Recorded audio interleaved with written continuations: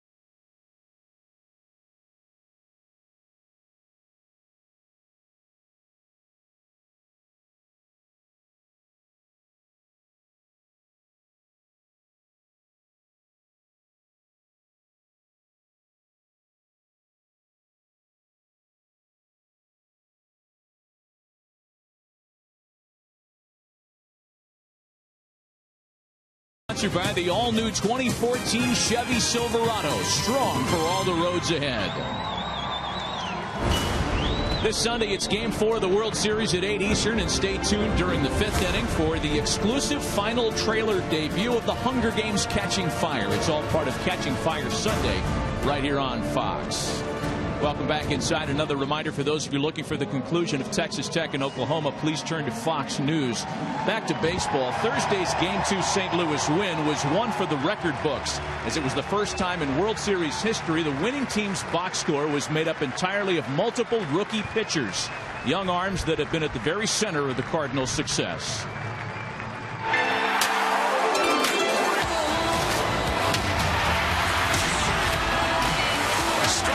Side, and the Cardinals win Game 2. Michael Walker, 22.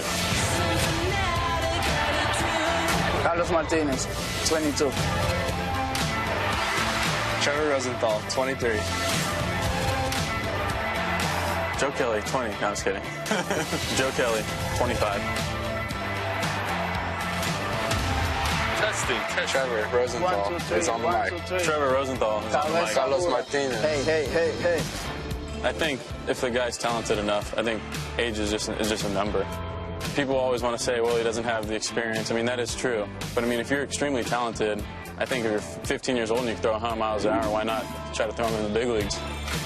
We have a lot of role models and guys like Chris Carpenter and Adam Wainwright that are still in the clubhouse, the guys that will help us along the way.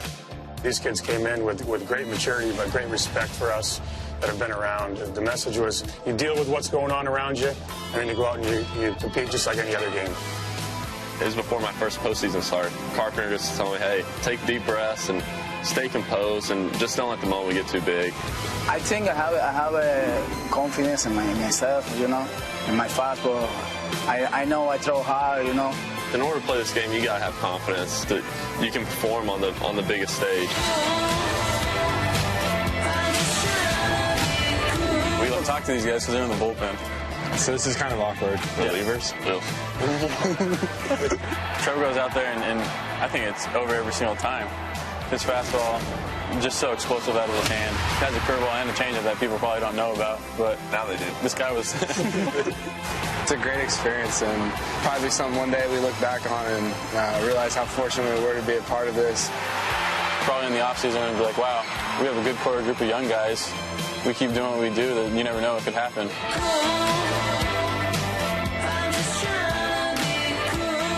Well, great job, guys. Now those young St. Louis Arms have already played a major role in this World Series. What does Game 3 have in store tonight? Player introductions are next.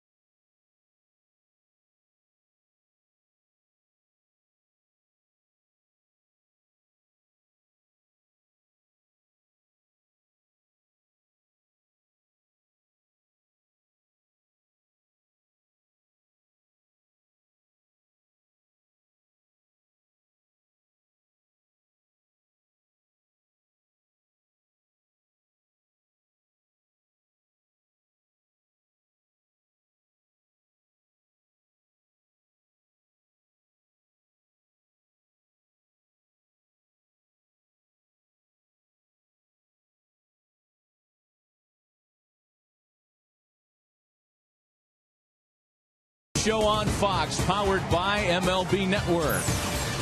The Facebook fandom map shows us there are loyal Cardinals and Red Sox fans, of course, across the country. To brag about your team during tonight's game, head to facebook.com/Fox Sports.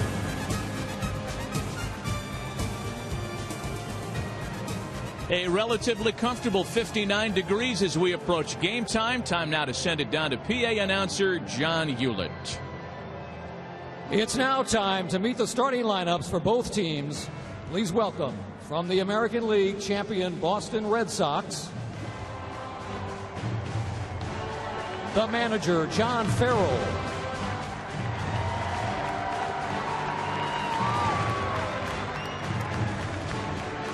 Leading off and playing center field, number 2, Jacoby Ellsbury.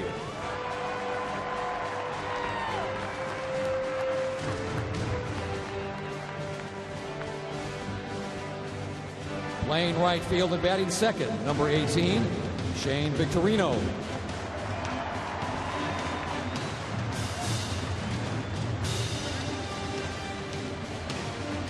Playing second and batting third, number 15, Dustin Pedroia.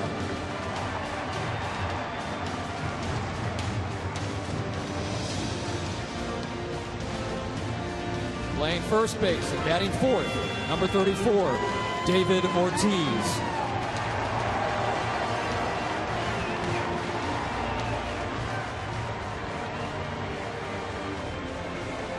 Playing left field and batting fifth, number 29, Daniel Nava.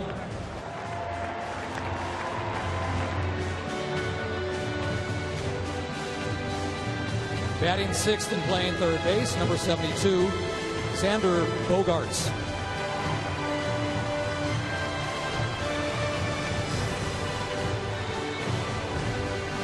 In the bullpen, catching and batting seventh, number 39, Jared Saltalamacchia.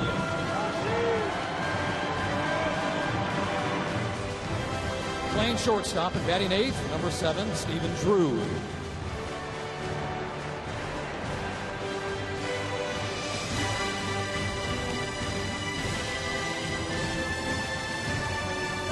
And tonight's starting pitcher, warming up in the left field bullpen and batting ninth, number 44, Jake Peavy.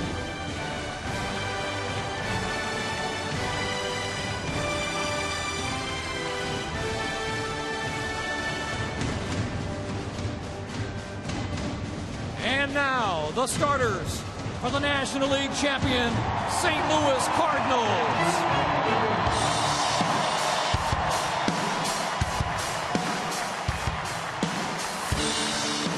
Please welcome the manager, Mike Matheny.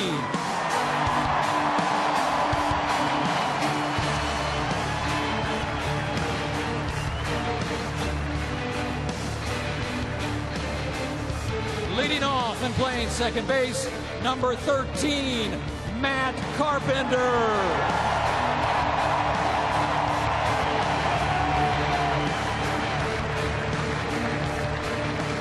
Playing right field and batting second, number 3, Carlos Beltran.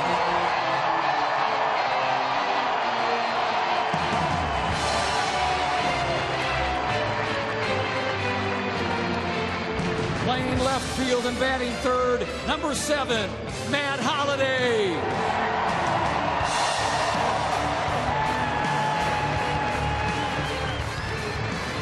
Playing first base and batting fourth, number 53, Matt Adams.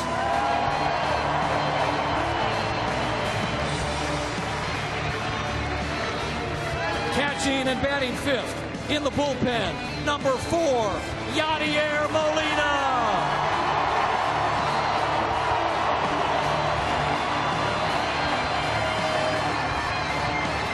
Playing third base and batting sixth, number 23, David Freese.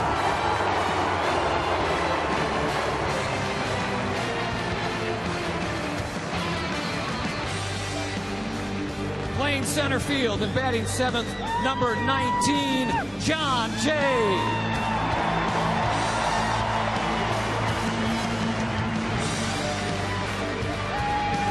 Batting 8th and playing shortstop, number 38, Pete Kozma.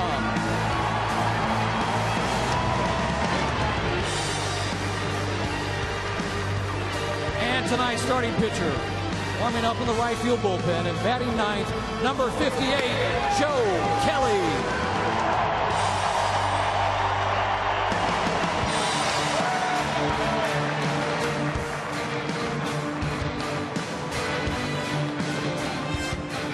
Gentlemen, please rise and remove your caps for our national anthem.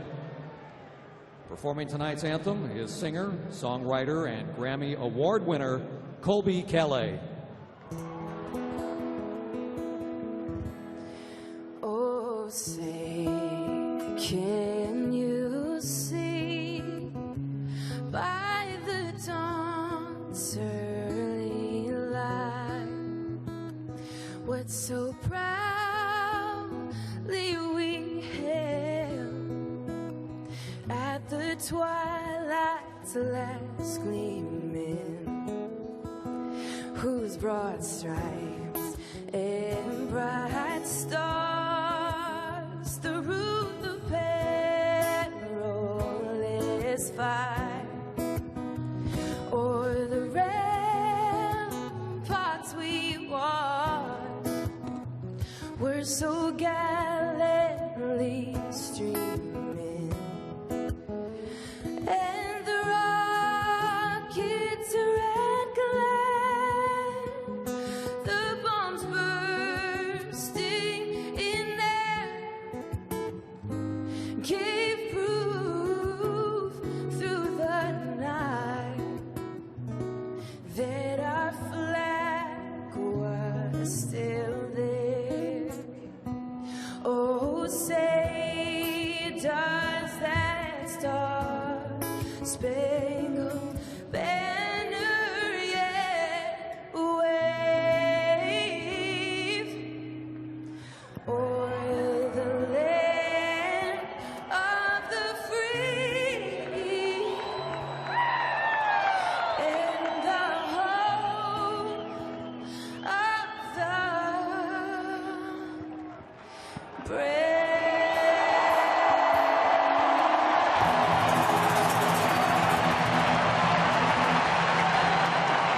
16 of the last 18 World Series that have been tied at 1 apiece have been won by the team that claims Game 3. After a break, Joe Buck and Tim McCarver. Game 3 is next.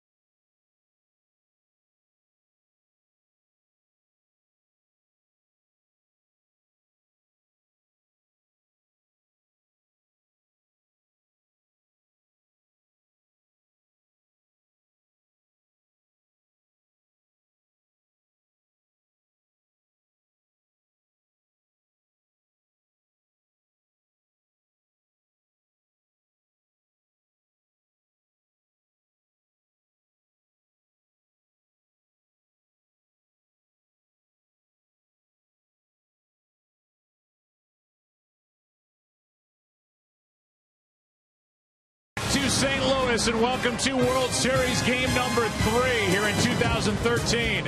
And this matchup between the Boston Red Sox and the St. Louis Cardinals.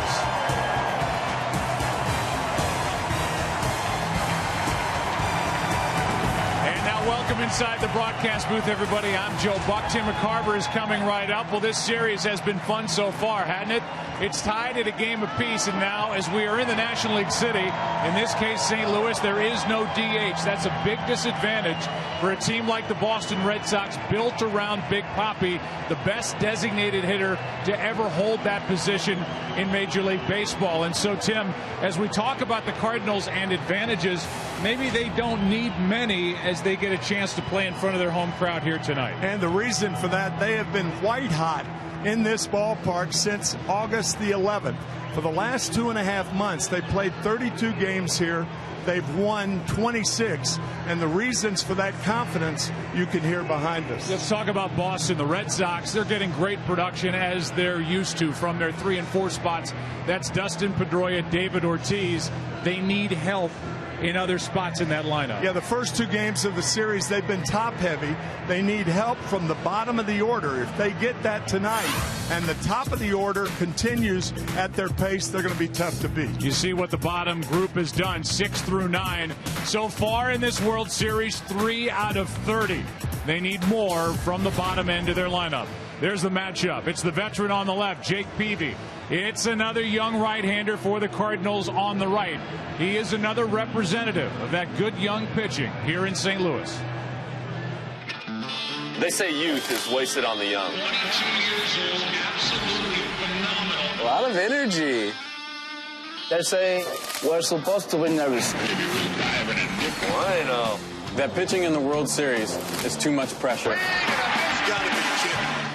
I guess we're just too young to know any better. Struck out the side.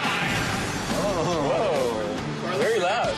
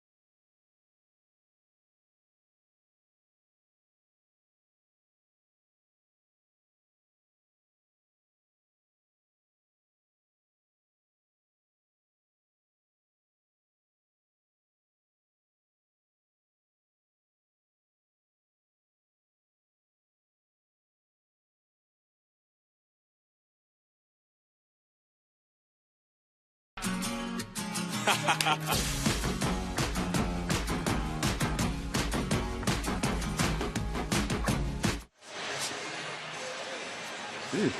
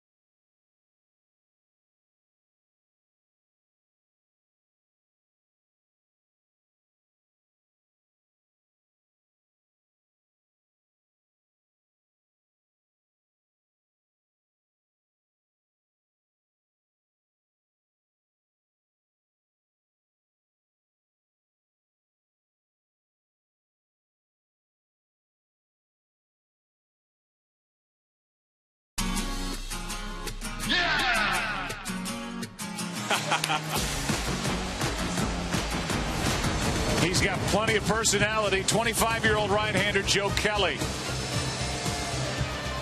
There's his career as a starter here in St. Louis. He's only made 34 major league starts. He's had more action out of the bullpen. But he filled a need for St. Louis down the stretch, and he was one of their best. The World Series on Fox is sponsored by MasterCard, preferred card of Major League Baseball since 1997.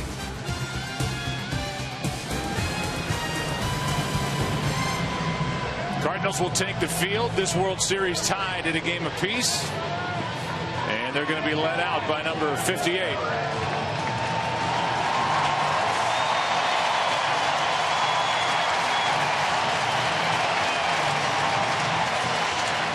Give it a starting lineup for Boston. It's brought to you by Taco Bell. Sometimes you gotta live Moss.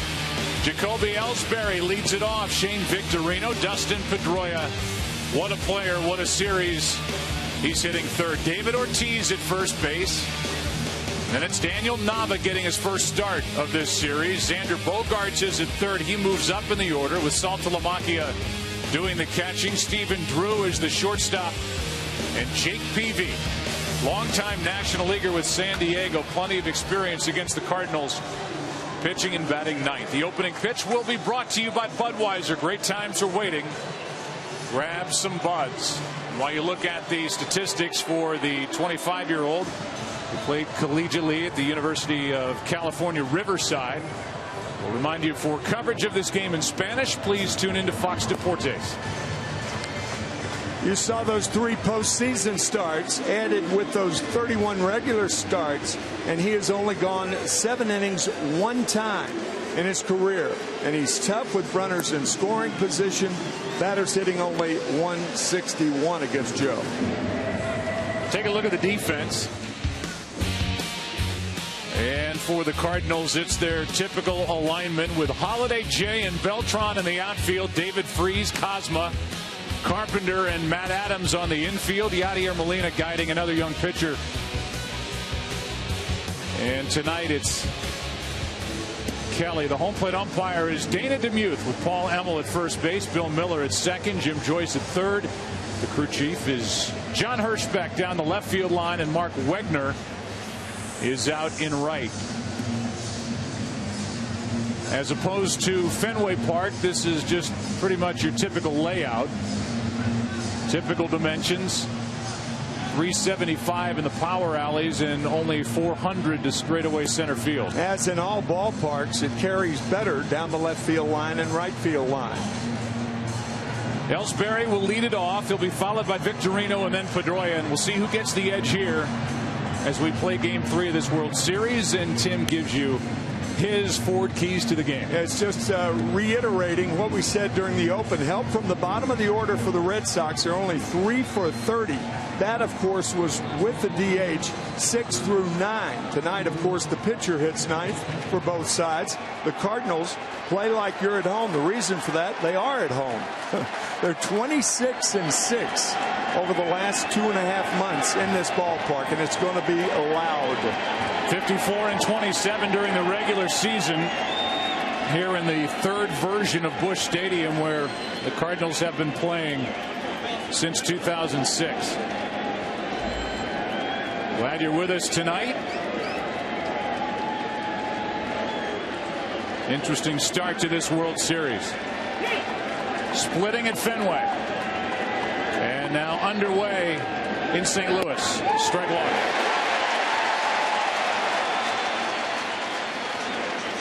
During the regular season, hit .298.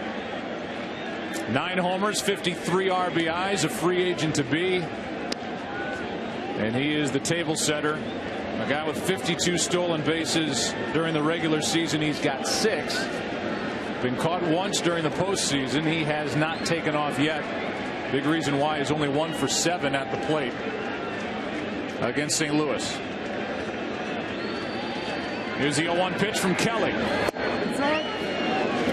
Ball and a strike. Joe Kelly was in the bullpen to start the season. It was a battle in spring training between Joe Kelly and Shelby Miller to see who the Cardinals' 5th starter would be. Miller got the nod. He was a 15-game winner to lead all rookies. That's popped up down the left field line. Holiday is is out of room, and strike 2. And Tim, we were out in Los Angeles doing a Cardinal-Dodger game earlier in the year, and the pitching coach for St. Louis, Derek Lilliquist, said with regard to Kelly, it's like having a Ferrari in the garage. And they finally, because of injuries, got around to getting Kelly in the rotation, and it paid off with a 10-5 record overall. That's a nice car, and the Cardinals feel they have a nice car on the mound tonight. And he can bring it, average 95 miles per hour on his fastball, third highest among starters, behind Matt Harvey and Steven Strasburg.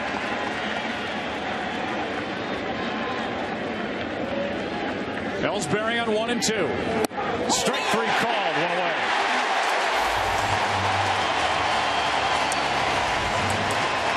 I think Ellsbury may have been looking out over the plate. This was a little two-seam tailing fastball. You can see the tail on it. Jacoby may have thought it was low, but just above the knees. Good pitch by Kelly. Fourth start of this postseason for Kelly. He got a no decision in Game 3 of the division series against the Pirates. No decision Game 1 of the NLCS, but he pitched well against the Dodgers. A game the Cardinals won in 13 innings. Here's Victorino, strike 1, 98 from a charged up Joe Kelly. Kelly got the loss in Game 5 out in Los Angeles of the League Championship Series before the Cardinals won at home behind Waka over Kershaw. The 0-1 pitch is back to him with a bare hand. 2 out.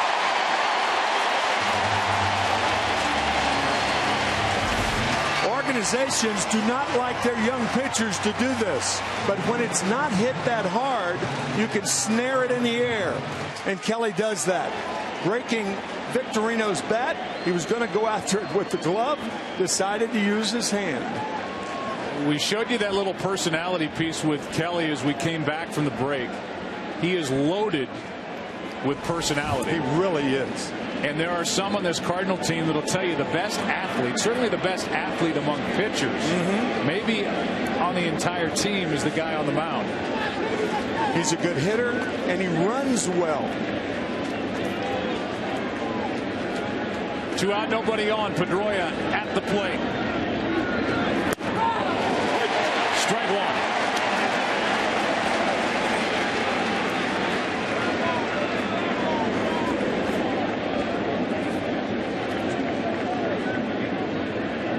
Dustin 3 out of 7 with 1 RBI in this World Series. That's low. Pedroia, between interleague play and the at-bats he's had so far, is 9 out of 20 against Cardinal pitching. He waits for a 1-1 from Kelly, trying to get on in front of David Ortiz, who is red hot and waiting on deck. That's ball 2. The reason the Cardinals didn't get that strike call, it was a strike, but Molina had to move from the inside part of the plate to the outside. Catchers and pitchers usually, even though it might be in the strike zone, they don't get that pitch. 2-1 to Pedroia. 2-2. You talk about Pedroia and Ortiz, and look at what they've done in the World Series compared to that bottom line. What the rest of the lineup has done, the other 7 so far through 2 games.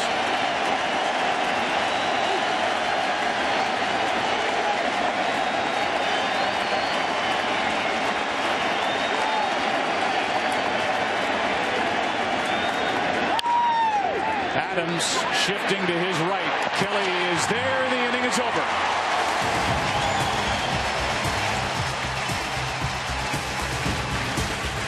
Ellsbury started it with a strikeout, and after a half in Game 3, no score.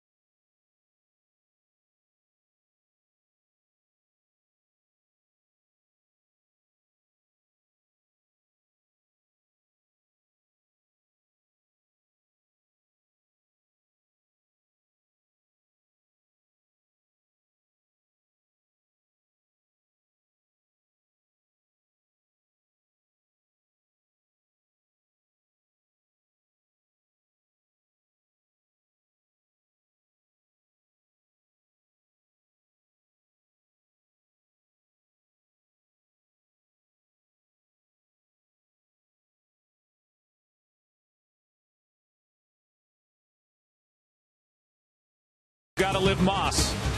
And by Geico, 15 minutes could save you 15% or more on car insurance. Give the starting lineup for the Cardinals, brought to you by Taco Bell. Sometimes you gotta live Moss. Matt Carpenter leads off. He's at second. Carlos Beltran bats second and right. Matt Holliday hitting third. Matt Adams cleans up. Yadier Molina, the catcher. David Freese at third base. John Jay in center. Pete Cosma at short. And Joe Kelly pitching and batting ninth. And the focus now is on the veteran right-hander Jake Peavy. Couple of starts, one good against Tampa Bay, one bad against Detroit, where he gave up 7 runs in 3+ innings. Scouting report, traded for the World Series start. He was 4-1 for the Red Sox during the regular season. And he told, that's an interesting second point, he told Ken Rosenthal yesterday that he was looking for a better tempo from the stretch. The problem with that remark is I hate to hear starting pitchers talking about what they have to do from the stretch before they stretch, if you know what I mean. That means guys are on. Yeah. Here's Matt Carpenter. And a strike hits the inside corner from Peavy. Jake was 4-1 after getting picked up by Boston. 12-5 overall, and as Tim said, he's had one good, one not so good so far this postseason. The 0-1 pitch to Carpenter. Strike 2.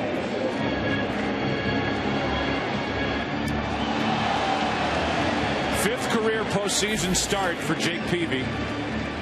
He's 0-3 overall. And 0-2 in his career while with the Padres way back in 2005 and 2006 against the Cardinals in the division series. Here's the 0-2. When talking to Jake's manager, John Farrell, he said he thought, and Jake thought, after they got together after that start against the Tigers in the ALCS, that he was just trying to be too fine. Too fine, too early. Here's his 1-2. Carpenter fouls it straight back. When you're too fine too early, you run the counts into the hitters' counts, and that's when they unload. That's why you hear it over and over and over again. Strike 1 is the biggest pitch in the game, and Jake was not doing that against Detroit. Walked 3 batters in the second inning of that rough start. The 1-2 pitch is hit into right. A base hit.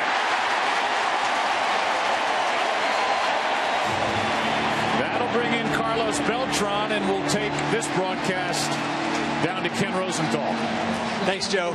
Beltran did receive another pain-killing injection today, but overall he told me that he is feeling better, has greater range of motion. One thing, though, he is more comfortable batting right-handed than left-handed. He said his bat is dragging from the left side, but here he is batting left-handed against Jake Peavy. Yeah, it's the right rib cage pulling from that front side, and he bats with a shift on the infield. Playing Beltran to pull, bad ribs and all, and a breaking ball is a good one from Peavy. Strike 1.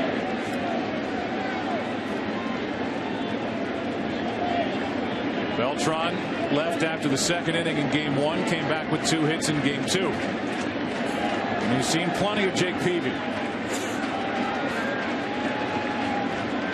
Here's the 0-1. 1 ball, 1 strike. Temperature could not be any better on the 26th of October. Just under 60. Little bit of a breeze through the park, 9 miles per hour.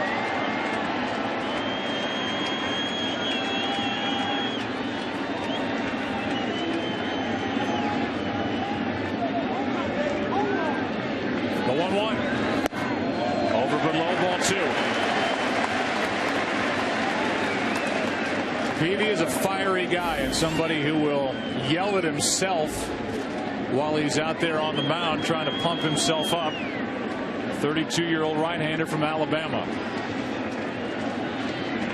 The 2-1 bounces in, 3-1. I'm surprised in a double play situation that Jake is throwing 3 out of the first 4 pitches curveballs. You don't get ground balls from curves, you get them from sinkers.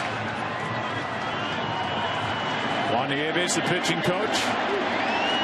Beltran with a count in his favor. Just trying to drop one down. And got Adam at first. Tried to take advantage of the empty left side of the infield. And the Red Sox will take that trade every time. When the count went to 3-1, Xander Bogaerts moved over towards second base. Beltran saw it and tried to bunt it down the third baseline. But he bunted it to the fat part of the field. Peavy made the play, and out relatively easy at first base is Beltran. They do give Beltran a sacrifice, but he was trying for the base hit and trying to set up 2 on with nobody out for Holiday. Instead, it's a runner at second, 1 away.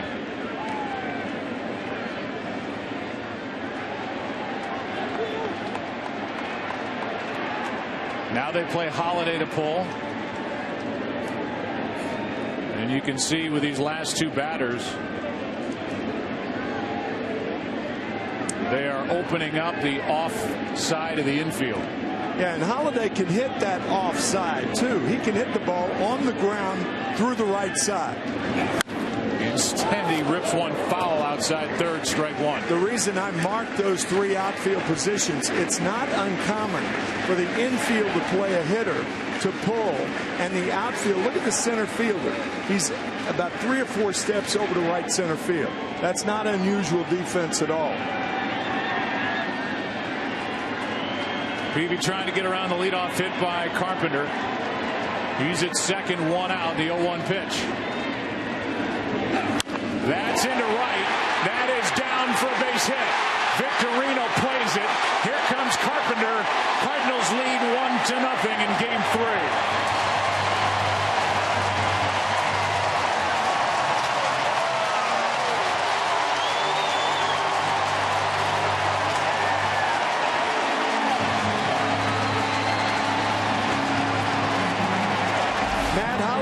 Does hit the ball to right field on the line. It's a pretty good pitch from Peavy. That's why hitting instructors say use the whole field, and that's what Holiday did to give the Cardinals a lead.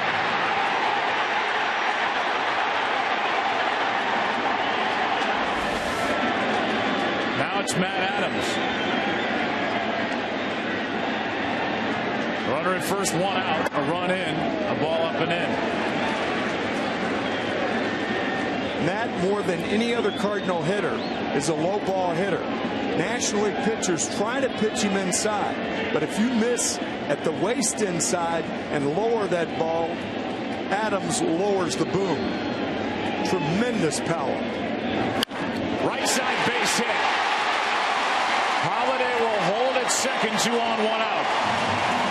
And the third single of this first inning against Jake Peavy.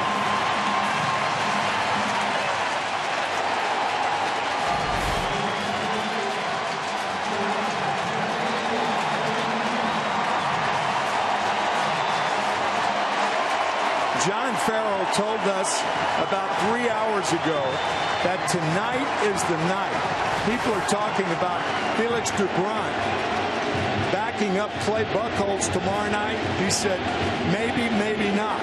If necessary, we'll use Doubront early tonight.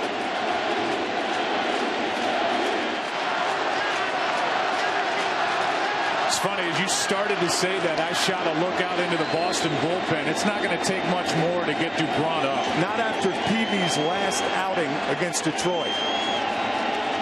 Here's Yadier Molina, 2 on, 1 out. Line drive, base hit. Holiday will come to the plate. The throw by Nava cut off, 2-0.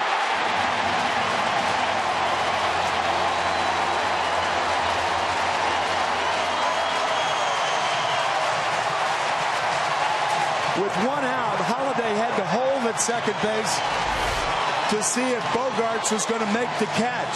That's why he had a late break. He didn't know that the ball was that far away from Bogaerts. So a late break, he scores. Not a good throw by Nava. And they start to move around in the Red Sox bullpen. Yeah. Juan Nieves comes out to talk, as Peavy has been hit with 4 singles. And action will start for the Red Sox in their bullpen. There's the last start, game 4 in Detroit, and it's Doubront getting up.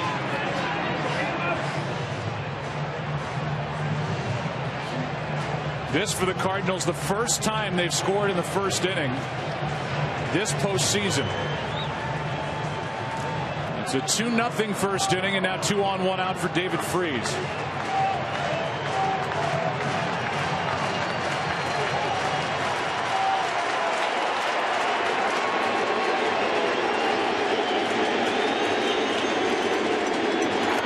Chased it. Breaking ball down and away, strike one. Tonight's Chevrolet pitcher profile for Jake Peavy. His first World Series start, a Cy Young Award winner in 07. 305 regular season starts. Strong arm pitcher profile brought to you by the all-new 2014 Chevy Silverado. Strong for all the roads ahead. Here's the 0-1. Almost walked into it. Ball one.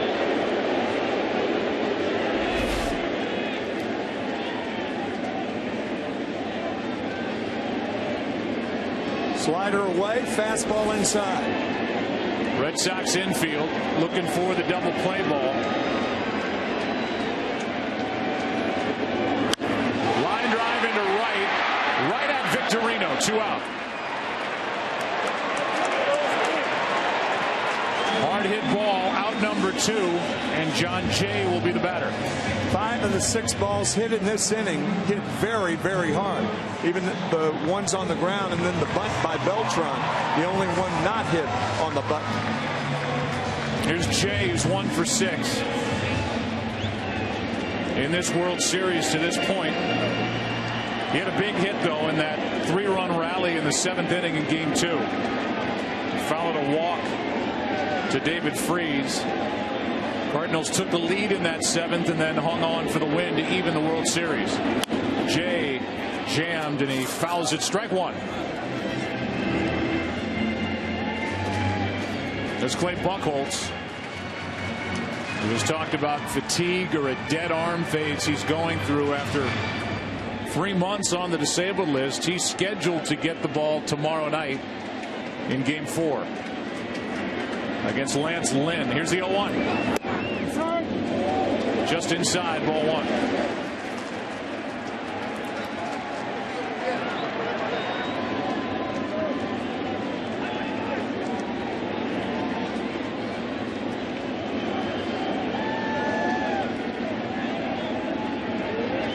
Here's a 1-1. Should end the inning. Pedroia down on his right knee, makes the play, and the Cardinals get 2 on 4 hits. Carpenter got it started. Holiday with an RBI base hit. Adams and then Molina. 2-0 for the home team after 1 in Game 3.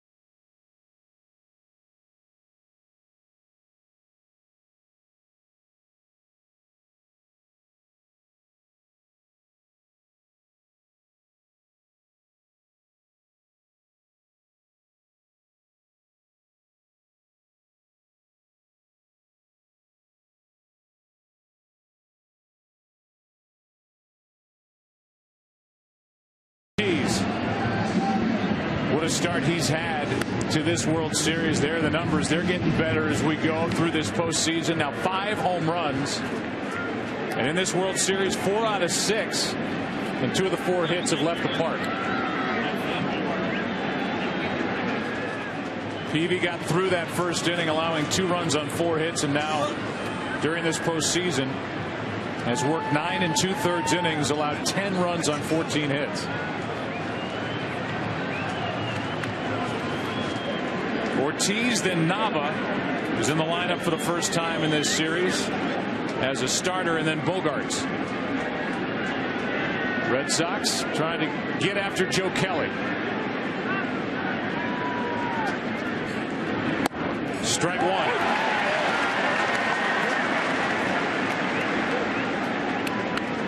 No DH, so Napoli is on the bench to start. You can bet we'll see him before the end of the night.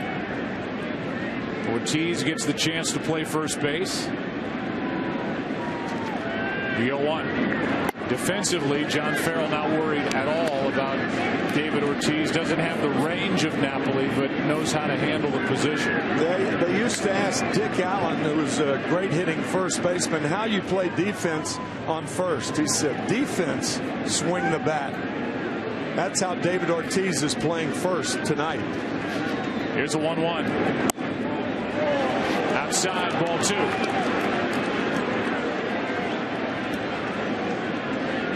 That said, Ortiz has hit .238 while playing as a first baseman. 7 home runs in 25 games since 2009. Here's a 2-1. 2-2.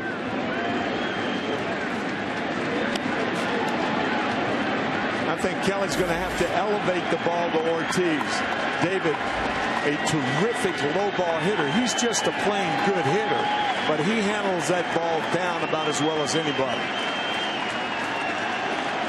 Trying to get on to start this second.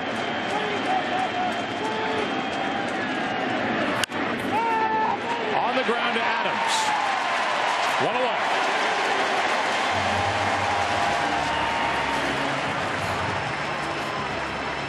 And the batter will be Daniel Nava, who has hit 300 this postseason, hit 300 during the regular season. His average of 303 was 8th best in the American League. And yet John Farrell's been riding the guy that's brought this lineup a little bit of an edge, I guess, and some success. Talking about Johnny Gomes. The Red Sox have been 7-1 this postseason when Gomes has made the start. But it's Nava tonight. Ball 1. Nava gets the start because of a more spacious left field here at Busch Stadium in St. Louis. Not playing with the monster like they are at Fenway. 1 ball, 1 strike.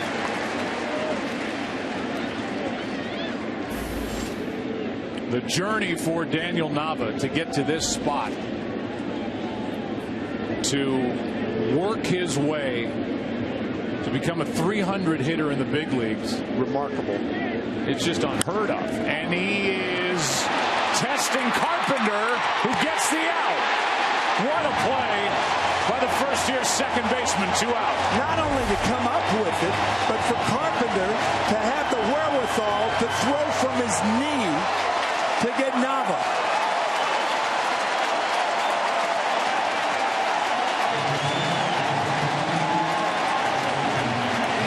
The catch was good. The throw was great.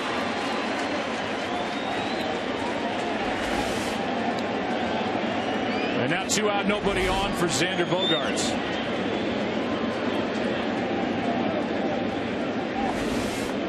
Adams able to keep the right foot on the bag, and with the bases empty, Bogaerts takes a strike. Xander has an RBI, 0 for 6 in this series, 3 out of 12 this postseason. So impressive, so patient. Breaking ball misses, 1 ball, 1 strike.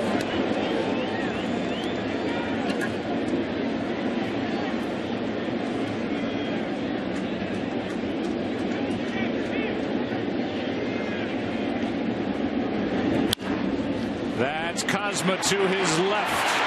And the end of the top of the second. How will Peavy do in the bottom half? Kozma, Kelly, Carpenter coming up. 2-0 St. Louis.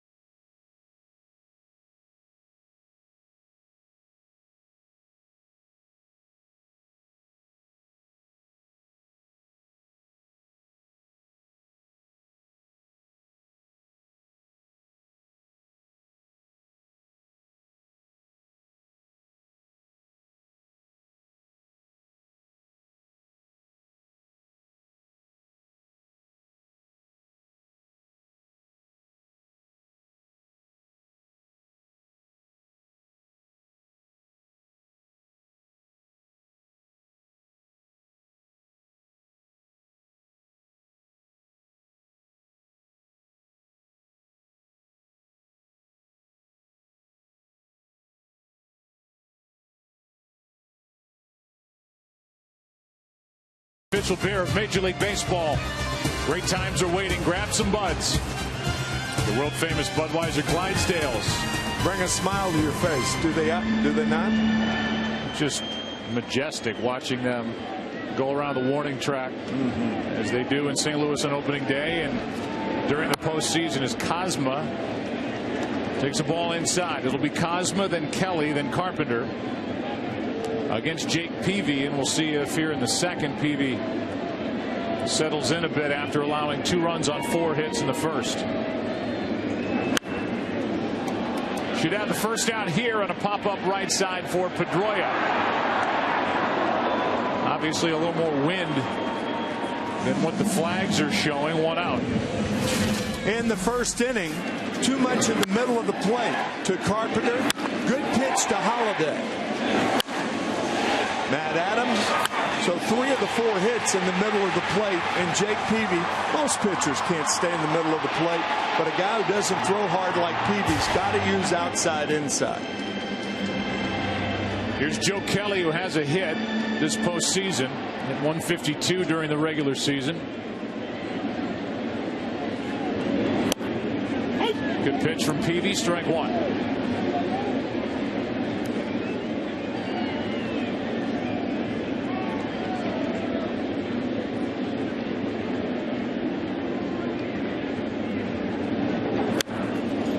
Fouled back for strike 2.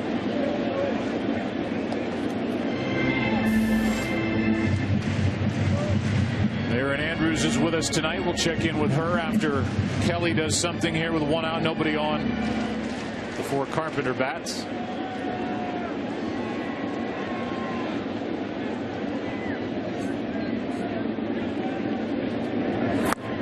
The strikeout is the first of the night for Jake Peavy, and let's go down to Erin Andrews. Well, Joe, a very calm, quiet Jake Peavy here in the dugout in between innings versus what we saw on the mound. As you mentioned, he's a guy that's very fiery, barks at himself, screams at himself. Talked to his catcher, Jared Saltalamacchia, about this, and he said with a guy that gets as fired up as him, you really have to pick your points when you go talk to him. Jared told me when he used to face Jake and he was on another team, flat out scared him. And then when he came to the Red Sox, the first couple times he was like, I don't know what to say to this guy. But he realized very competitive, just got to channel it the right way. Aaron, thanks. Yeah, I would imagine somebody as fiery as Jake can get a little too pumped up and the stuff can flatten out. As Carpenter, who singled and scored his first time, waits for the 0-1. Good breaking ball, strike two. Yeah, if I were the Red Sox, I'd be concerned about Jake Peavy because he's not fired up, because he's not yelling on the mound. I saw several starts during the regular year, and he was audible. You could hear him from the field mics. He's not doing that anymore. Why? That's upstairs, 1-2.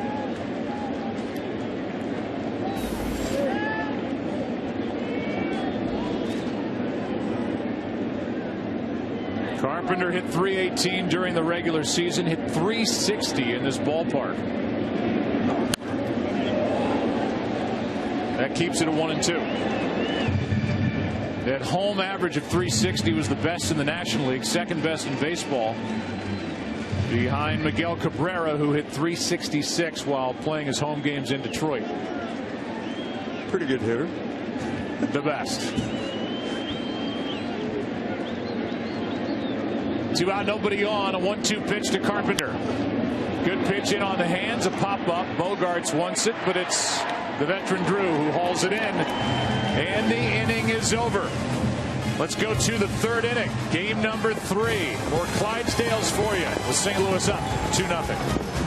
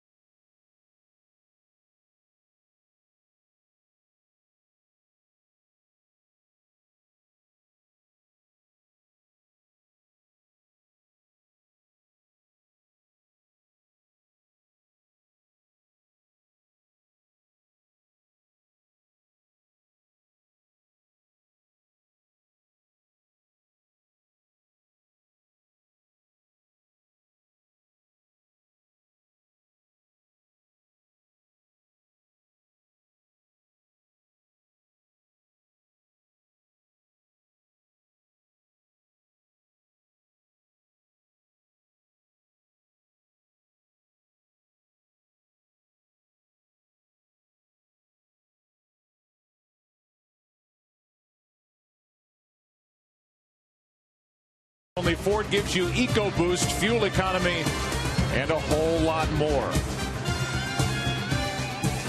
Head and Shoulders is encouraging Boston Red Sox and St. Louis Cardinal fans to tweet #whiff along with their MLB club's Twitter handle for every strikeout throughout the World Series. The fan base with the most #whiffs will receive a donation to their local RBI leagues. RBI, by the way, is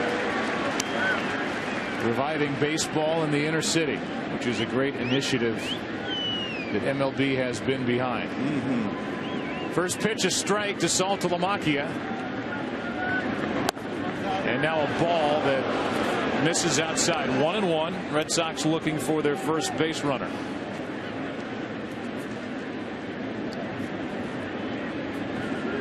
.273 hitter during the regular season. Switch hitting catcher. Those are hard to come by. Good player, and he gets a nice rip at that pitch from Kelly. Fouls it back. Strike 2. Known as Salty by his teammates, much better from the left side. A .294 hitter this year, left-handed. That's impressive. Catch that many games.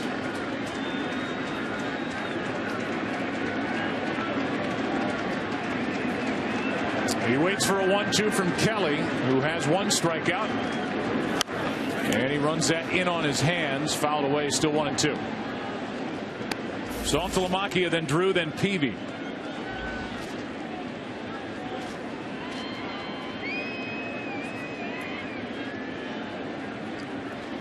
We've heard from Ken Rosenthal. We've heard from Aaron Andrews. We're going to go back to Ken Rosenthal. He's winning. After Saltalamacchia does something to start the third, he strikes out. One away. And it was Molina who caught strike 3 after it got by the bat of Saltalamacchia, and that's the topic for Ken Rosenthal.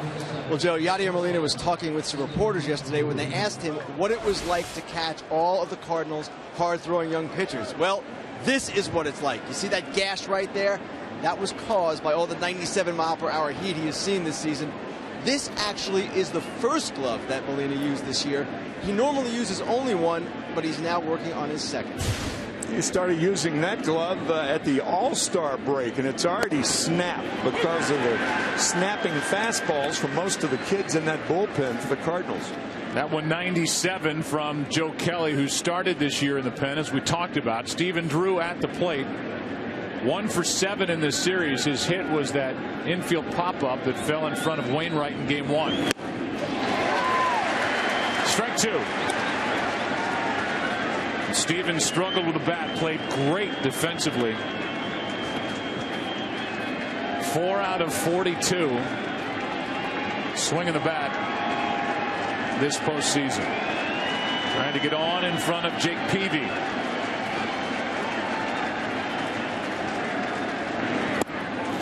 Just missed. Ball 1.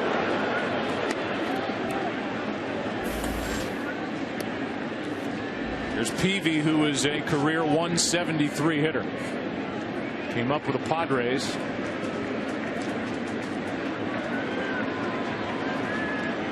Now the 1-2. Out of play. Watch the glove of Yadier Molina with this replay look. That's why that leather is tested. Takes a beating. So does that hand, which is what you've always talked about, why it's hard for catchers to maintain an average during the course of a long year. Here's the 1-2. 2-2. It's because of that constant pounding on that bone right below the index finger. It burns at times. And a lot of times, for a catcher, your 3rd and 4th and 5th at bats, if you hit that many times in a 9-inning game, become giveaway at bats, lazy fly balls the other way. It's very difficult to hit with your left hand swollen like most guys are. Another strikeout. That's back-to-back for Joe Kelly. 2 out. Curveball out of the strike zone. Teasing curveball from Kelly gets Drew.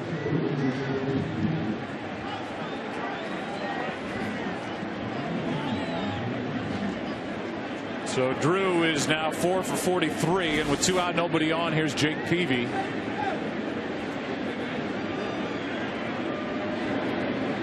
And here's Joe Kelly. And there's a 2-hopper to Carpenter. Red Sox, no base runners through 3.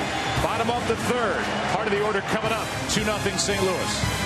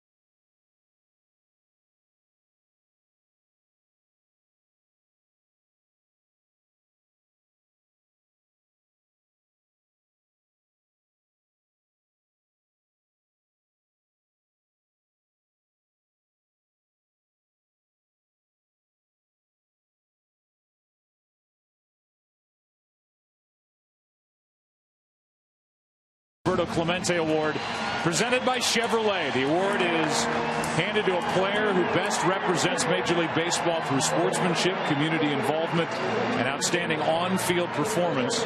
Joining Beltran in the ceremony were Roberto Clemente's wife Vera and his sons Roberto, Enrique, and Luis, along with MLB Executive Vice President Tim Brosnan and Lisa Gruda of Chevrolet.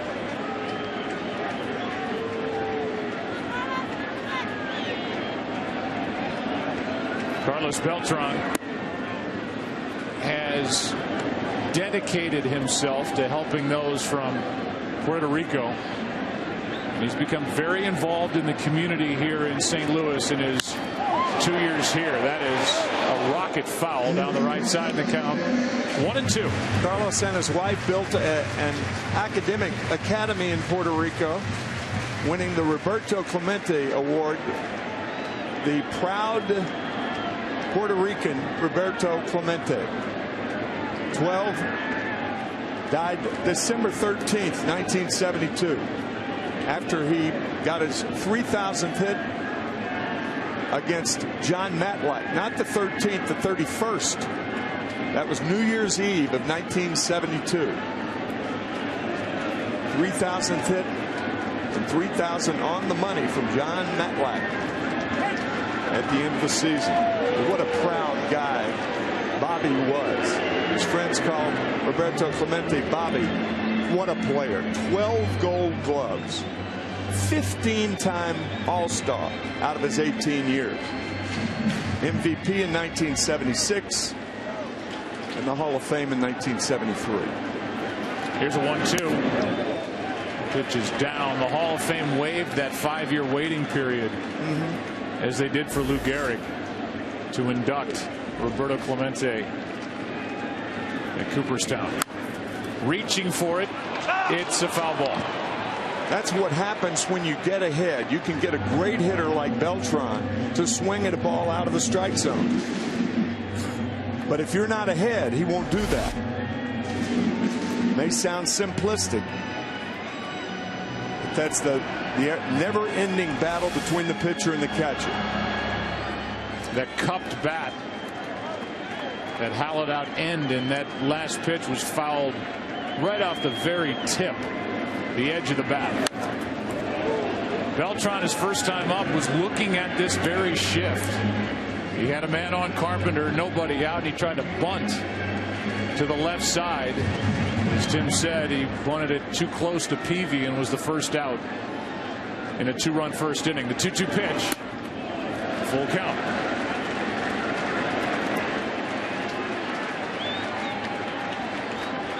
Had a chance to visit with the other catcher for the Red Sox, David Ross.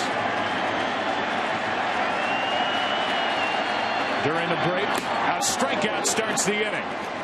And the second strikeout for Peavy. And the first question for David Ross was what he and the bench were seeing from Peavy so far tonight.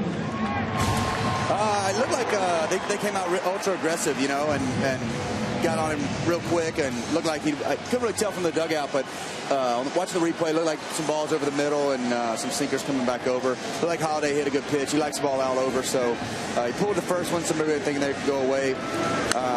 You know, but he's a competitor. You know, hopefully that's all they get. That's what we're looking for. Their kid looks pretty strong, though. Yeah, Tim made a point while we were watching Peavy. Typically, you see him out there yelling at himself. Do you get the same sense that there's that intensity with Jake right now? Yeah, I mean, this environment too. I'm sure he's amped up enough already as it is. So, you know, knowing Peavy, he's probably trying to calm himself down a little bit. You know, it's a fine line. I run on that adrenaline a little bit too, and sometimes if I get too amped up, you know, that blood rushes to the head. I might pass out on me. So maybe Peavy just try to stay that same way. But it helps that nasty beard grow. How about that thing? All right, thanks. Thanks, guys. While we were listening to David Ross, let's look at the replays of the ball hit by Holiday. Just a routine pop-up, and it goes as E8. And then they get the out throwing behind the runner to get Holiday at first. Let's take a look. E8 and then 8-3. Ellsbury, a long way to run. The ball hits, it looks like, off the edge, the right edge of the glove.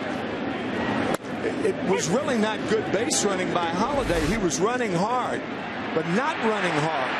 He's not running hard, and he should have been running hard. He stands on second base if he's running hard, and they threw behind him to get him.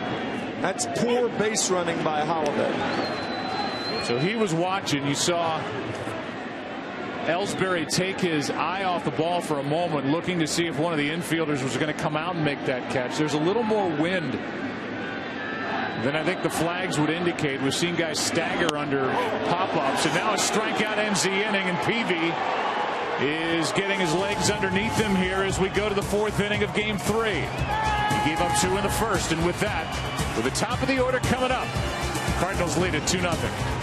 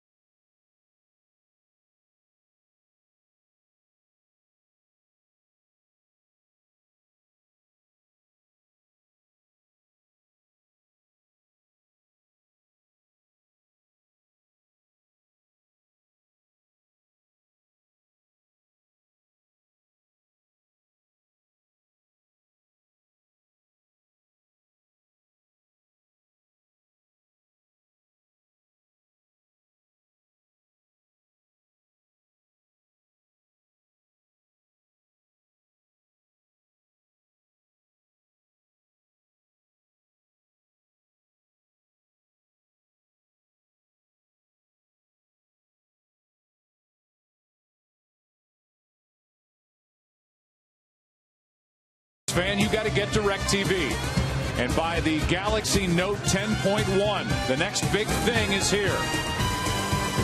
Up above, aerial coverage of tonight's game provided by DirecTV. If you call yourself a sports fan, you got to get DirecTV. Call 1-800-DirecTV. Jason Mott, who is rehabilitating from Tommy John surgery and the closer for the St. Louis Cardinals. Such a big part of it in 2011. It's got to be killing you to not be a part of this World Series. Yeah, no, I mean, you know, it's one of those things. It's definitely tough. But you know, I get a front row seat to go out here and watch these baseball games, and you can't beat it, man. You know, these guys have been fun to watch all year. So many people now are aware of what you guys have in your bullpen. I mean, it's eye-popping with the youth and the talent that's coming out from behind that outfield wall. No, it's crazy. I mean, you know, we got a little look at Rosie last year, and then you know this year with Rosie, with Segrist, with Martinez coming up, and then the addition of like Axford and stuff like that. And you got guys, and even a guy that's not on the roster right now, Sam Friedman. You know, we got a couple guys out there throwing, you know, 95 to 98 to 100 miles an hour, and that's never bad to have. They give a base hit to Jacoby Ellsbury, and that's the first of the night for the Boston Red Sox. They have their leadoff man on, with Shane Victorino digging in. So the first base runner of the night is Ellsbury, a guy who stole 52 bases during the regular season, has 6 so far this postseason. And Joe Kelly has to work out of the stretch for the first time tonight. Here's Victorino, hit a comebacker in the first inning that Kelly fielded with his bare hand.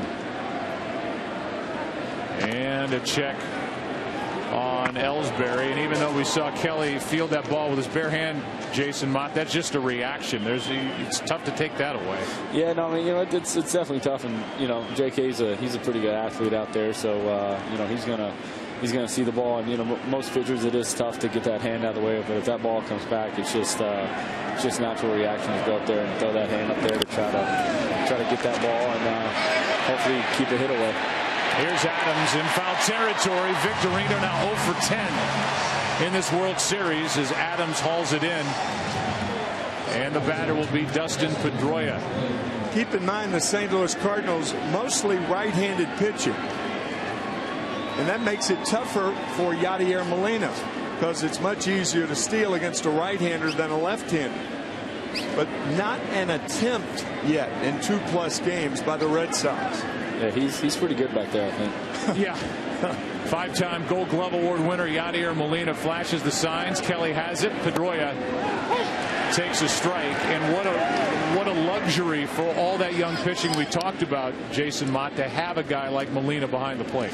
Yeah, you know, having a guy like Yadier back there, you know, he makes you probably more confident in yourself than you probably are out there on the mound. He goes out there and, you know, whatever sign he puts down, you know, it just makes it simple, and I just have to execute my pitch. And, you know, he does a lot of his homework of watching videos and, you know, watching these guys and getting a good game plan. And, you know, it makes it easy when it's just go out there and one thing's on your mind, and that's execute that pitch. Jason, thanks, man. Get healthy. Yes, sir. Thank you, guys. All right. 1 on, 1 out. 0-2 the count on Pedroia. Ortiz to follow. Kelly trying to get around a leadoff hit by Jacoby Ellsbury. Pedroia spoils the pitch, and you said it, and we'll say it again. There aren't many better hitters, if there are at all, in baseball than Dustin Pedroia with 2 strikes. 283 hitter with 2 strikes. Think about it. In neither league did anybody hit 300 with 2 strikes this year. He's a grinder. Is he ever? Does not give up, and it's a lot of plate coverage with 2 strikes. Runner at first, 1 out. Ellsbury had a big lead that time, and Kelly checked on him.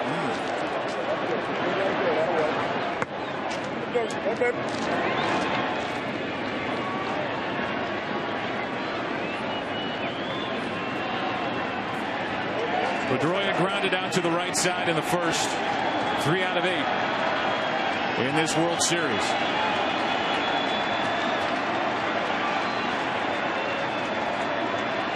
Kelly's 0-2 pitch. In the air to center. Jay back. On the run. He is there for out number 2. And back to first is Ellsbury as Jay made the running catch in right center. Jacoby Ellsbury, a center fielder himself. That was a bad read by Ellsbury. Normally, with Jay going that hard toward the center field fence, I think Ellsbury could have tagged up and gone to second base. But when he was that close to second, no way to get back and go to second. Here it is right here. It's the center fielder himself. And you mentioned the wind, Joe. I think the wind is playing a lot more, maybe not havoc, but it's very deceptive about how it's flowing into right center field on the field. Well, it was a windy day around town all really morning and afternoon, and while we sit inside this ballpark, you look at the flags above the scoreboard in right field and they're limp. And yet we've seen big leaguers stumbling around underneath balls hit high in the air. That ball carried pretty well into right center field. Ortiz, he knows how to make a ball carry. He digs his way in with 2 out. I'll say. Grounded out to first. Leading off the second.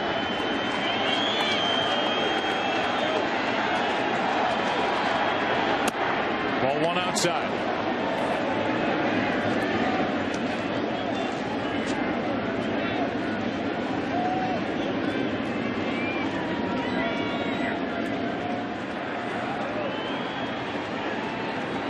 Ellsbury reached on a ball that Matt Carpenter could not corral to his left on a diving try. And now with 2 out. Kelly checks on Ellsbury. You notice Matt Adams plays off the bag and in front of the bag. And when the throw is made to his glove side, he spins to his left to try to make the tag. It's that blind sweep tag, as opposed to a first baseman who stays on the bag and then comes off. And he's only about 89.5 feet away from Ortiz. I get your drift. I mean, everybody, look where Matt Carpenter is. The second baseman tucked into shallow right. Yeah. And Matt Adams is playing about half a step in front of the bag. He is right there, in essence, breathing down the neck of a left-handed batter that can turn on a ball with the best of them. Staying away from Ortiz, and the count's gone to 3-0.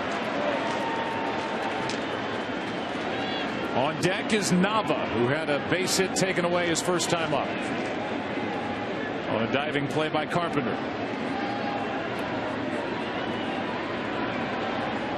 He could be hitting 3-0. Kelly aware of that, of course. He's got 2 home runs in this World Series. And he stayed away with all 4 pitches to put 2 on with 2 out. It's rare to pitch around a hitter with a 2-run lead in the middle innings. But that appeared to be a pitch around as much as if first base had been open. It's a dangerous thing to do because now you've got a guy like Nava, 1 swing of the bat, and he had 12 home runs. He could put the Red Sox ahead, but Ortiz has been so hot. Yeah, it looked like the same to me, and because there is no DH, there's no Mike Napoli, so you don't have the power, but you do have a good hitter in Nava. Right. Chance for the Red Sox. 2 on, 2 out. Strike 1.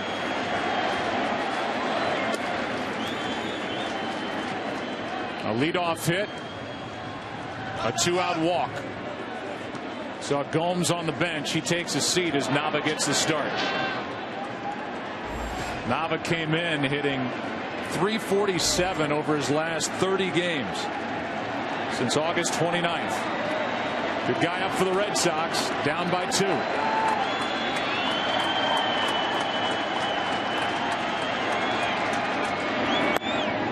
1 ball, 1 strike.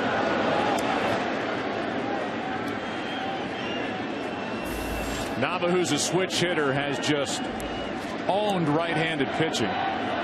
Over that same 30-game stretch, he has hit .372 against right-handers.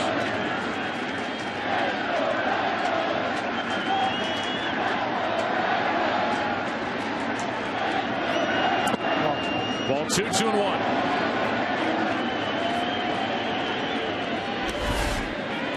So Kelly's thrown a fastball, foul back.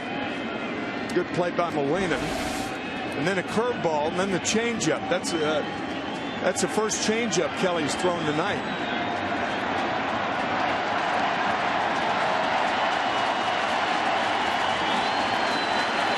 Nava with a count in his favor. 2 balls and a strike. 2 on, 2 out. 2-run game. Breaking ball for strike 2. That's a good pitch. Most hitters looking fastball here, and he got the curve to even the count.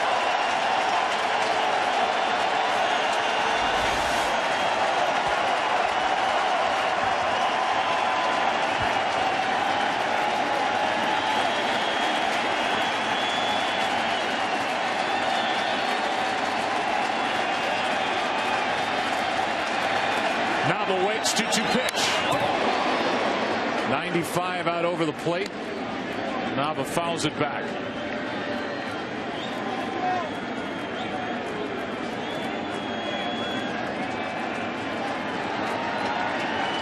Came into this game, Nava, with only 2 at-bats since Game 4 of the ALCS, and now Yadier Molina will go out and talk. Mike Matheny telling us before the game, sometimes in situations, we'd rather Molina go out there than send the pitching coach or have the manager go out. Sure. That's what they think of Yadier Molina and his leadership behind the plate. As he wanted to make sure with Kelly.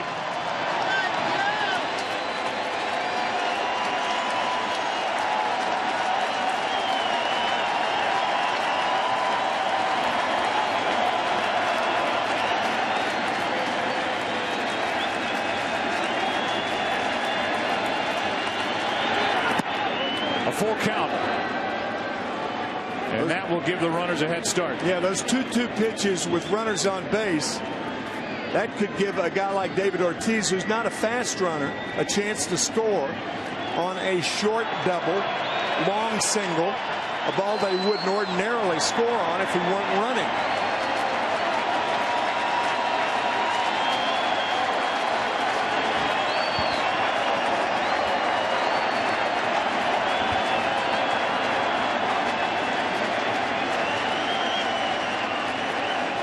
Runners go. Nava strikes out.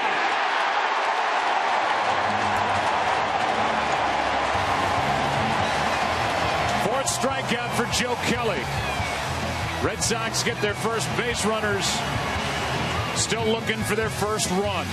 Bottom of the 4th inning, Game 3. Cardinals batting up 2-0.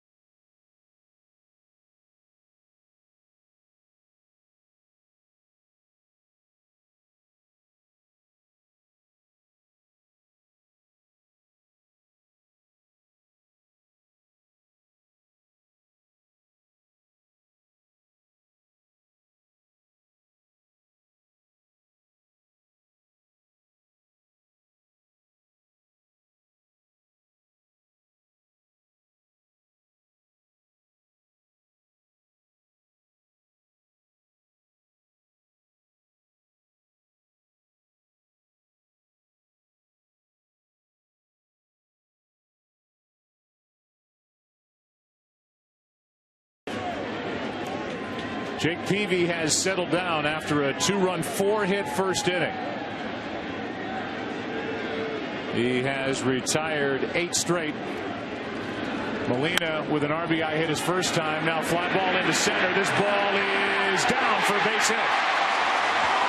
Molina 2 for 2.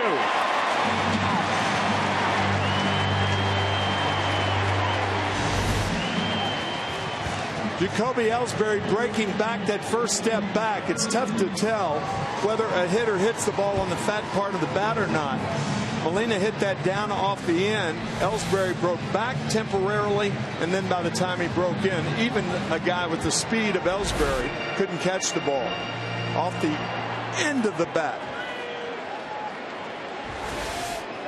Now David Freese, who lined out to right his first time, hit it hard, caught by Victorino.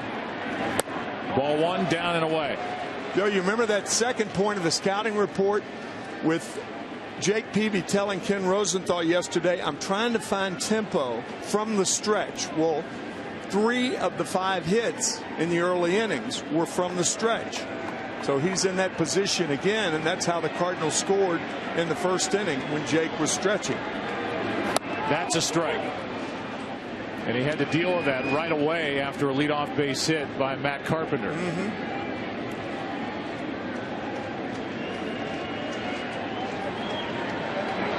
So that's 5 St. Louis hits as we play here in the 4th inning, a 2-0 game. And here comes a 1-1 to David Freese. Foul ball. And he's going to go field it himself. I thought he was going to hit it again. Strong defense matters most in October. Catch the top defensive plays and enter for a chance to win an all-new 2014 Chevy Silverado at ChevyBaseball.com.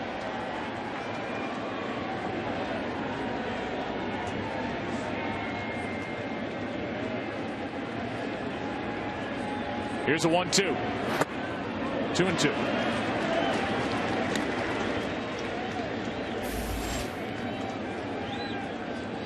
John Jay on deck, then Cosma.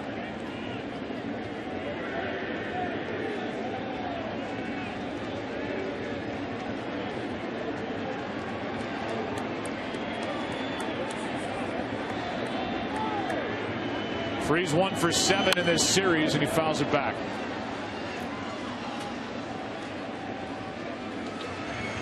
He was the hero here for St. Louis in 2011 in the postseason. And he has been a .391 hitter here at Busch Stadium during October. Another 2-2. Blocked by Saltalamacchia, ball 3.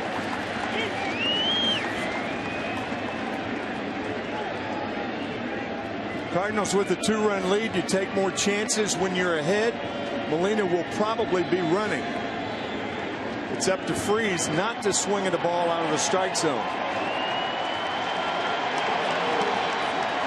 Molina and David Ortiz talking over at first base as Molina takes his lead. There he goes on ball 4.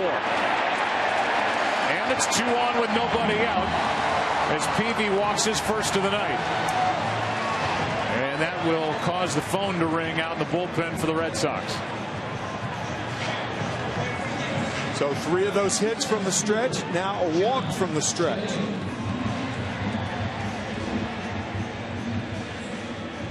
Here's John Jay. Yeah, I think the Red Sox might be playing for a bunt. I don't think he's bunting. Bottom part of the order. Why bunt for your 8th place hitter and the pitcher? The National League changes everything. Brandon Workman is the right-hander getting loose.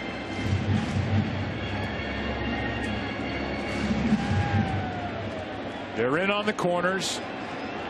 And your point is Cosma's next and then Kelly, the pitcher. Yeah. If I'm the Cardinals, I don't bunt here. Up the middle, a base hit. Molina is held late. And he's able to get back to the bag. The bases are loaded, nobody out.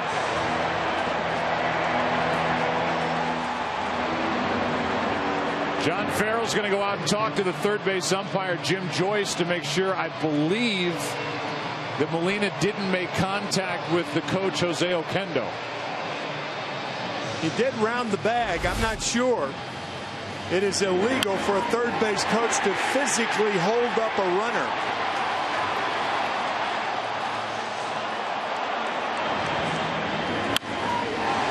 Molina was headed around third. Initially was being waved.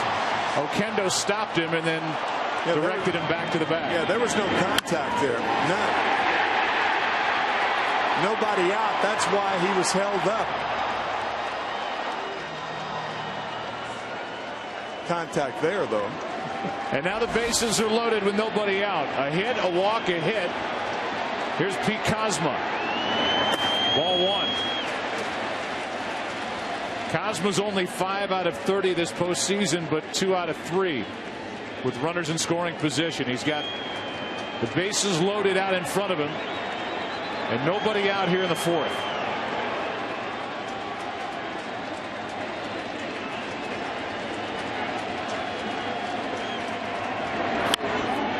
That's down the right field line. Long run. Pedroia will not get there. But not without his usual great effort. This happened in a hurry. And you can bet that John Farrell would love to have Workman ready prior to this at bat. Now Oquendo coming down to talk to Kozma as Workman gets ready fast. That's an interesting conversation. There's nobody out. The chance of a squeeze with nobody out is usually remote unless you have the pitcher hitting or the pitcher following the guy at the plate, which is the case with Kozma. The teams don't like to use the squeeze with the bases loaded because it's a force out at the plate and there's no tag necessary. That's right. And with nobody out, you really have 2 chances. But with the pitcher coming up next, there's a chance that if Kozma makes an out, the pitcher's hitting with 1 out. A lot different in the National League. Again. Good pitch from Peavy as it tails back for strike 2. Peavy's trying to hang on here in the 4th inning. He has struck out 3. He'd like number 4 right here.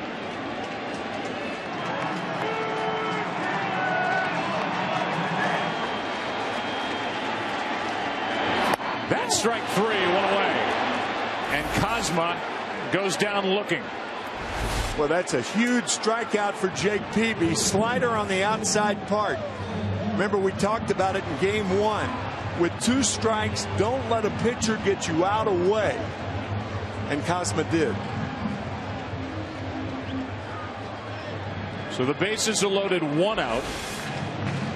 And now it's the pitcher Joe Kelly who struck out his first time. He is a good bunter, so we'll see.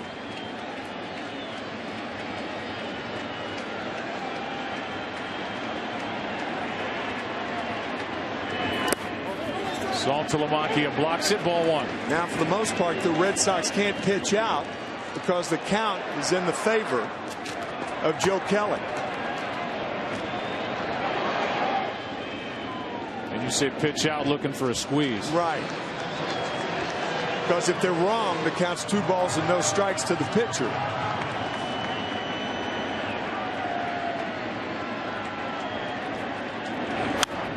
A pop-up on the infield. Infield fly rule in effect. 2 out. And Jake Peavy could do some job and give his team a lift if he could get out of this without allowing a run.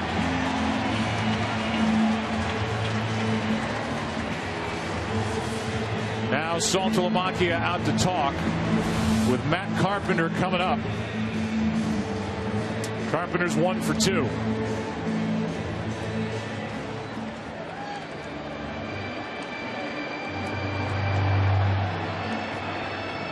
During the regular season, Carpenter drove in 78. A nice total in the National League as a leadoff hitter. Bases loaded, 2 out now. Peavy from the windup. He gets that luxury. And he finds strike 1.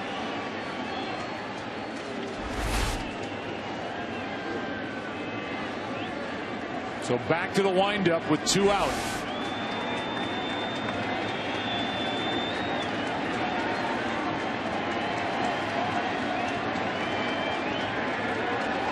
He shoots a glance toward Molina and misses inside. Ball 1 to Matt Carpenter. First time up, Carpenter got a hit on a 2-strike breaking ball. Hit it in the hole between first and second.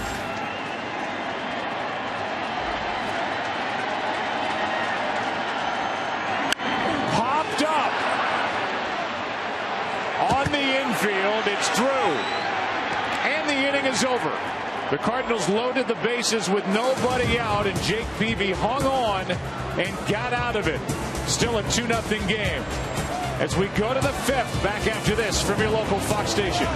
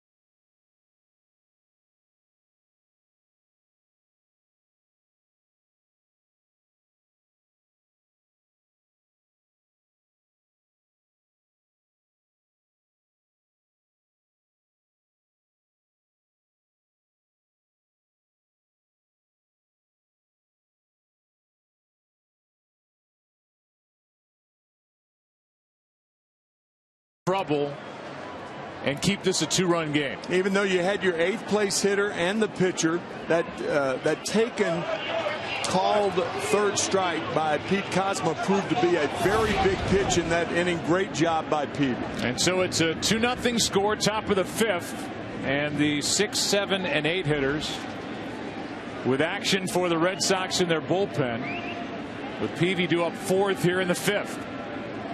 Here's Bogaerts. Xander takes the ball. Felix Dubron for the 2nd time. He was up in the 1st inning. Then it was Workman in the bottom of the 4th, and now he's back up again. Here's a 1-0 pitch to Bogaerts.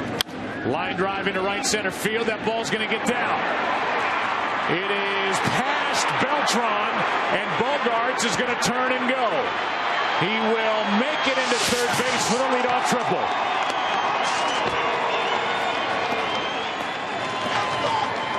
When a team doesn't score, bases loaded, nobody out, You could smell that momentum shift, and Bogaerts is doing that. Fastball out over the plate, and once this ball gets by Beltran, Bogaerts thinks third base.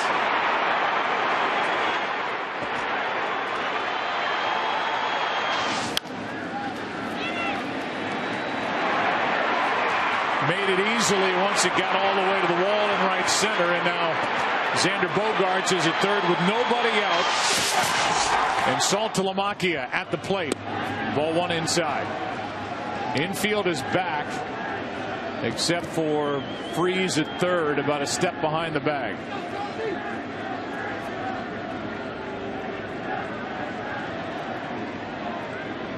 A chance for the Red Sox. Their best of the night. Ball 2-0.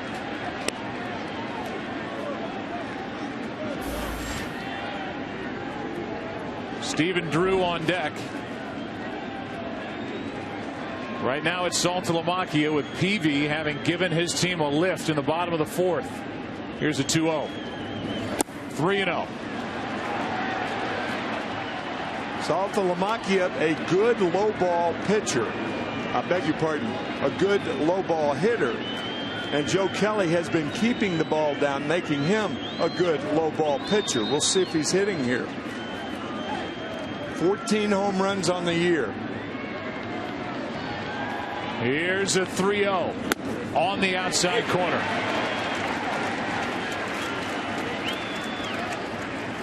Left-handed hitting Mike Karp has got a bat in his hands in the dugout.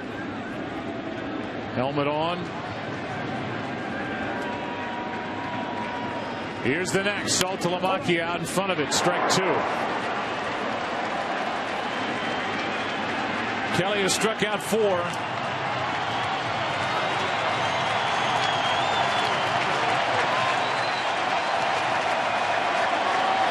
It was 3-0. Now it's 3-2.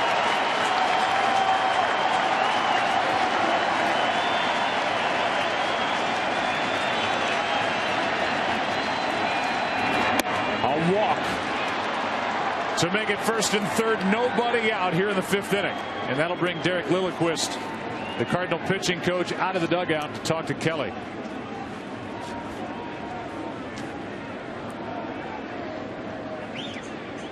The batter will be Stephen Drew, and we remind you that starting at the beginning of November, Monday, November 4th, after this World Series, from the big awards to the big deals, nobody covers the offseason like MLB Network, with 3 primetime shows and TV's only morning show dedicated to baseball. That's become routine for the Cardinals out in their bullpen during the postseason stretching. Right now the focus is on Kelly and Stephen Drew, who could bust out of a slump right here, hitting .093 during the postseason. First and third, nobody out. Strike one. And that cost Drew a bat. So he gets a new bat.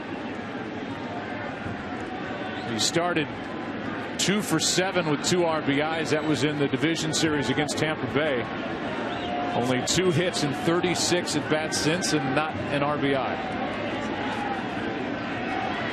You got a pitcher on deck. I think John Farrell should have a pinch hitter on deck so he can tell the runner what to do. He's got pitcher Jake Peavy over there who doesn't know anything about base running, even though he used to be a pitcher in the National League. If you have Mike Karp out there, he could tell Bogaerts if he needs to slide or something like that. Here is an 0-1 pitch. Drew took ball 1. Just because you have a pinch hitter on deck doesn't mean you have to use the pinch hitter. And just because you have Peavy out there doesn't mean we're going to see Jake Peavy. No, that's right.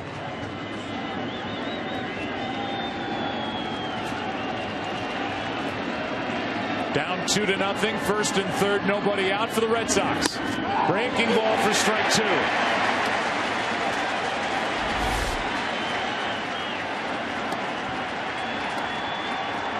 Kelly got away with one there. That ball's low.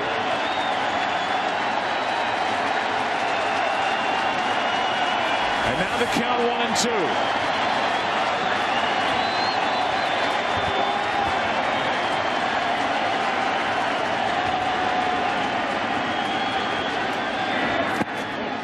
Two and two.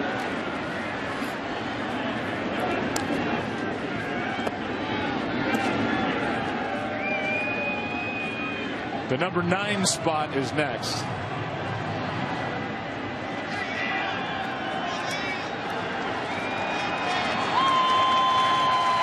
With runners at the corners, nobody out. The 2-2. Full count. It would be a risk to run Saltalamacchia here because Drew has struck out so often. 2 for his last 36 in the postseason. I don't think he'll go. It was 1-2. Now it's 3-2. A strikeout went away. And Drew shaking his head, headed back to the dugout.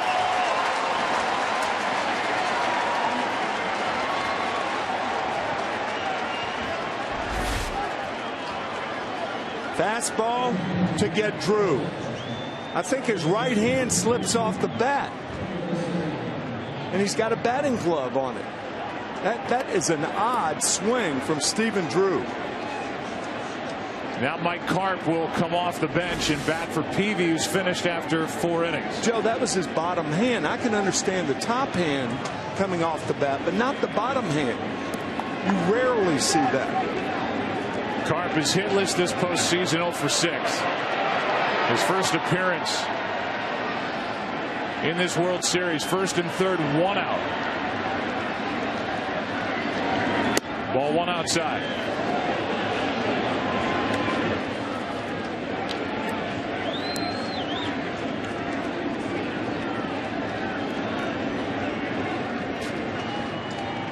Now a double play ball gets Kelly out of trouble after Peavy got out of trouble in the bottom of the 4th. Here's a 1-0. 1 ball, 1 strike.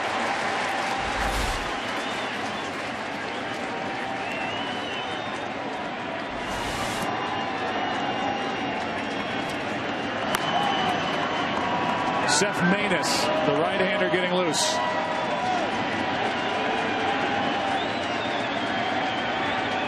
The 1-1 outside, 2-1.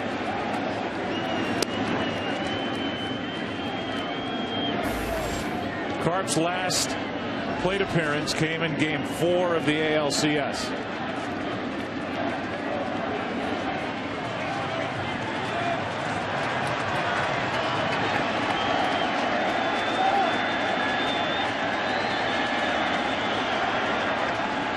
The 2-1. 3-1. Crowd going, but that fastball's inside to Mike Karp.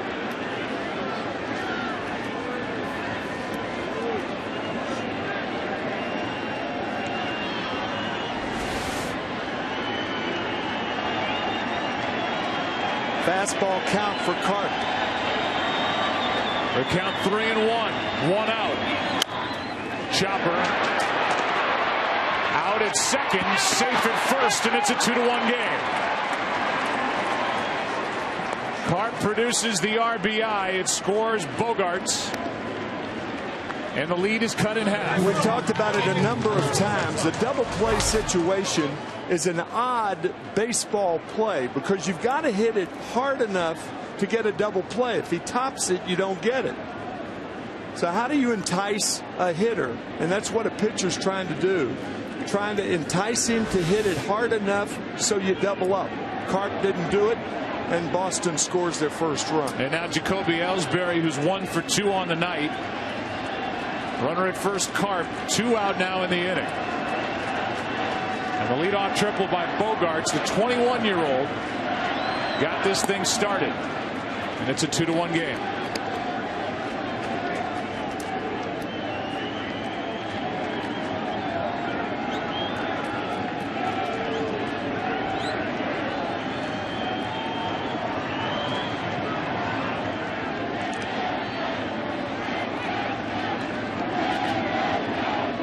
Here's a 1-0 pitch from Joe Kelly.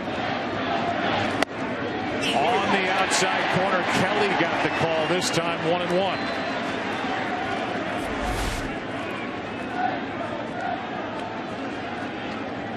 Molina caught it outside, but the ball caught the front corner.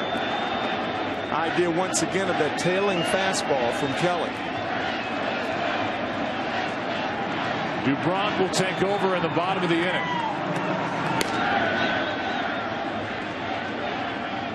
Here's a 1-1. That's foul. Strike 2. I think the Boston Red Sox are surprised at Joe Kelly's mastery of that sinking fastball. He has thrown very few four-seamers tonight. Stuck with that two-seamer going away from the left-handed hitter.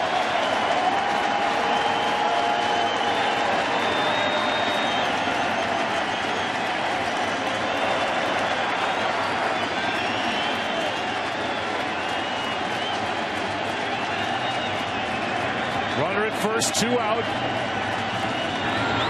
Breaking ball, called ball 2. 2-2. Molina wants to talk to Kelly. He thinks Kelly's upset. That curveball looked like it went around the plate, and it did.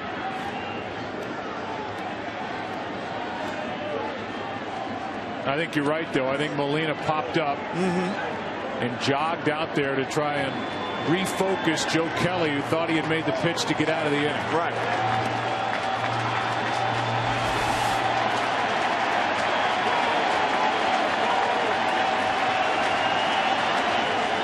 Ellsbury gets a piece.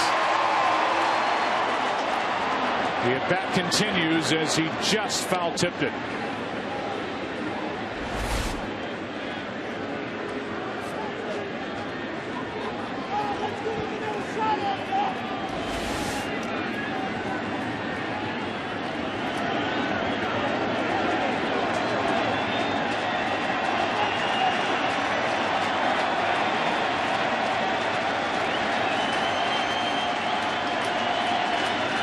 The 2-2. Fouled off the end of the bat. Realize for Joe Kelly, he's made 34 big league starts. He's only gone more than 6 innings 5 times. He's only in the 5th right now. The pitch count is decent. But he's not a guy the Cardinals expect to pitch deep into game 3. That's why Randy Choate, the lefty, and Seth Maness, the right-hander, are ready to go.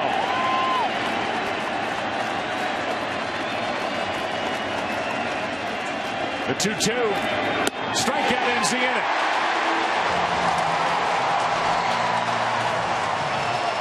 An inning, however, where the Boston Red Sox cut the Cardinal lead in half. The kid, 21 years old, from Aruba, Xander Bogaerts, got it started. He scored to make it 2-1 halfway through it.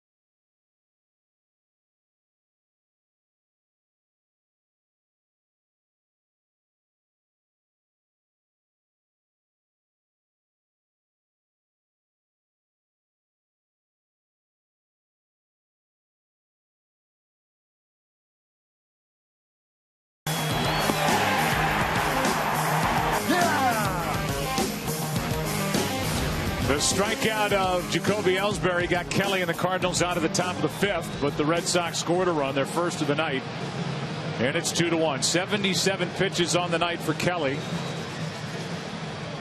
Red Sox go to their bullpen. It's the left-hander Felix Doubront, who has not allowed a run in 2 1/3 innings pitched this postseason, and who had 29 appearances for the Red Sox this year, 27 of them as a starter, where he was 11-6 with an ERA of 3.87. Last appearance for Felix was Game 4 of the American League Championship Series against Detroit. No runs in 1 inning. Pitched the 8th in that Game 4. Doubront is a 25-year-old left-hander from Venezuela, and a big part of the future rotation plans for the Red Sox. 2, 3, and 4 hitters for St. Louis, up by 1. And Beltran pops the first pitch into shallow center. Ellsbury is there for the first out, and the batter will be Holiday. The World Series on Fox is sponsored by the all-new 2014 Chevy Silverado. Strong for all the roads ahead. Up above, aerial coverage of tonight's game is provided by DirecTV. If you call yourself a sports fan, you got to get DirecTV. Call 1-800-DirecTV. Here's Matt Holliday, who is 1 for 2.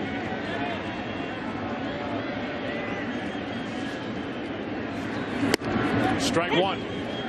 Holliday hit a ball into shallow center his last time up, was not running out of the box, and after it was dropped by Ellsbury, it was the second baseman Pedroia who threw behind Holliday to get the out as he was trying to get back to first. RBI single and a run scored his first time up. 1 ball, 1 strike. Talked about the Cardinals against left-handers during the regular season. 4 games under 500 when a left-handed pitcher started at 19-23.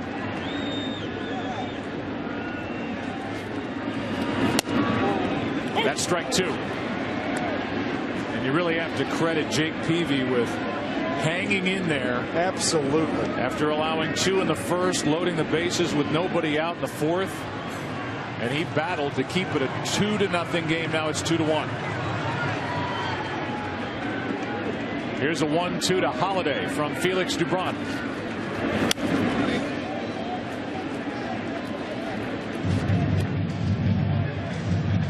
Peavy goes 4, allows 2 runs on 6 hits, walked 1, struck out 4. His biggest out was striking out Cosmo looking with the bases loaded, nobody out in the 4th. And they got the pitcher Kelly on a pop-up. Same with Matt Carpenter at the plate, and he was out of trouble. Here's a 1-2. Broken back, ground ball to Drew. Steven has it, 2 out. In that 4th inning, Jake Peavy gets the strikeout of Cosmo with the bases loaded, gets Kelly on a pop-up, and the same for Carpenter. After hits by Molina and Jay and a walk to Freeze to begin the inning. Here's Matt Adams, 2 out, nobody on.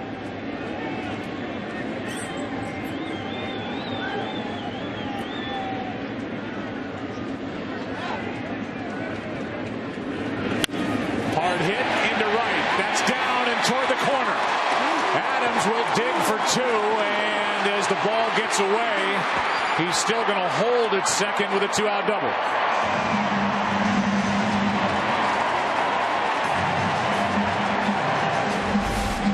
Matt going up there and looking for the fastball. He gets it, pulls it down the line. Momentary bobble by Victorino, but with 2 outs, you can't take a chance. So Adams stayed at second base. And he's in scoring position for Yadier Molina, who has an RBI hit that he pulled into left in the 1st inning and a leadoff base hit.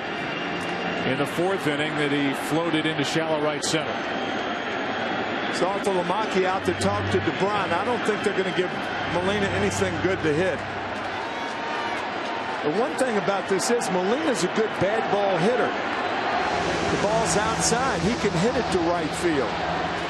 Doesn't look like he's going to even get a chance. I think this is a good move by John Farrell. The intentional walk, and it will be up to David Freese.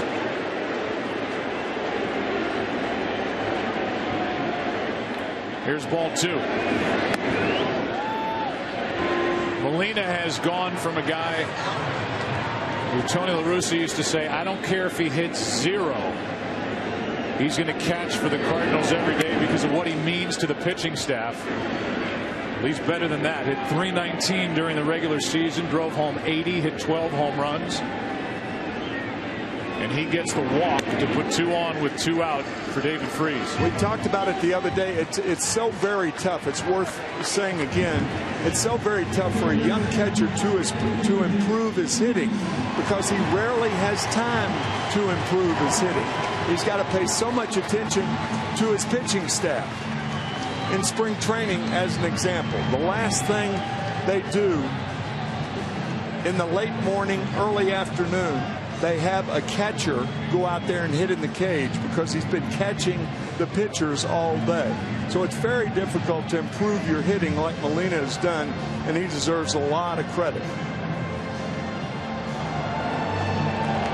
It's coming up on 9 o'clock here in St. Louis. A game summary. Series is tied at a game apiece. The Cardinals got 2 runs on 4 hits in the first. Xander Bogaerts, a leadoff triple, scored a run in the top of this inning. And Joe Kelly, the 25-year-old right-hander, has gotten through 5, allowed 1 run on just 2 hits. But it's a 1-run game. And it's David Freese up with 2 on, 2 out.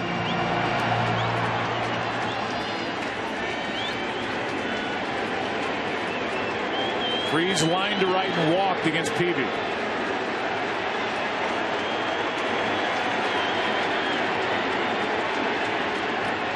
Hometown kid David Freese takes a ball in the dirt.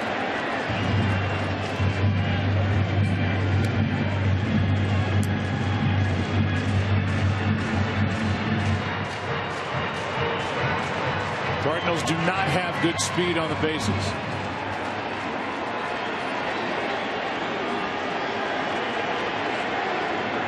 Adams, the lead runner, moves okay, but he's the big first baseman. As Freese waits for a 1-0. Strike 1. But with 2 outs and a 1-run lead on almost any ball hit to the outfield, Jose Oquendo will try to score Matt Adams.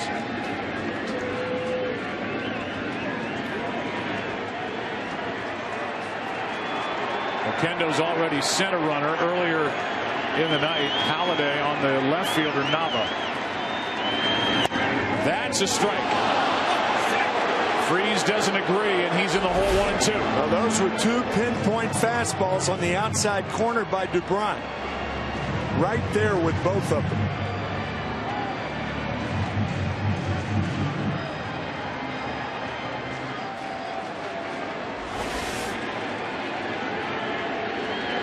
So what's it going to be from Felix DeBron with a count 1-2?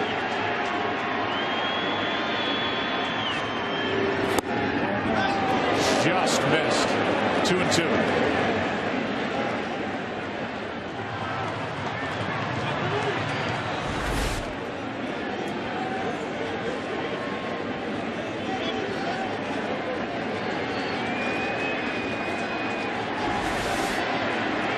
Cardinals got the call on that pitch.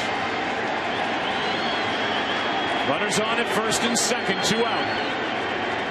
And the 2-2. Fouled away.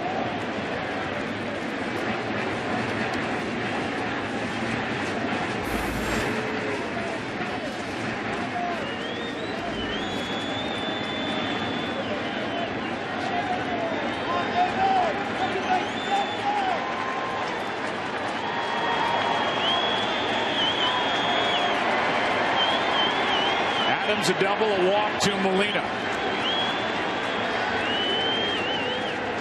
The 2-2. Just missed again. Boy, he has made some pitches on David Freese. 4 in a row. 2 fastballs on the outside corner and just missed with 2 breaking balls. Beg your pardon, that was a fastball that just missed. And Dubron did not get the call. Nope. On back-to-back pitches. And the 2 runners will get a head start.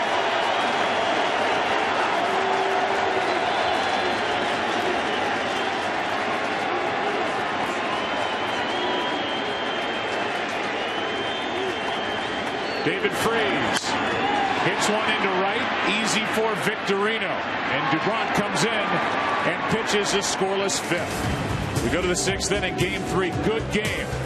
St. Louis out in front, 2-1.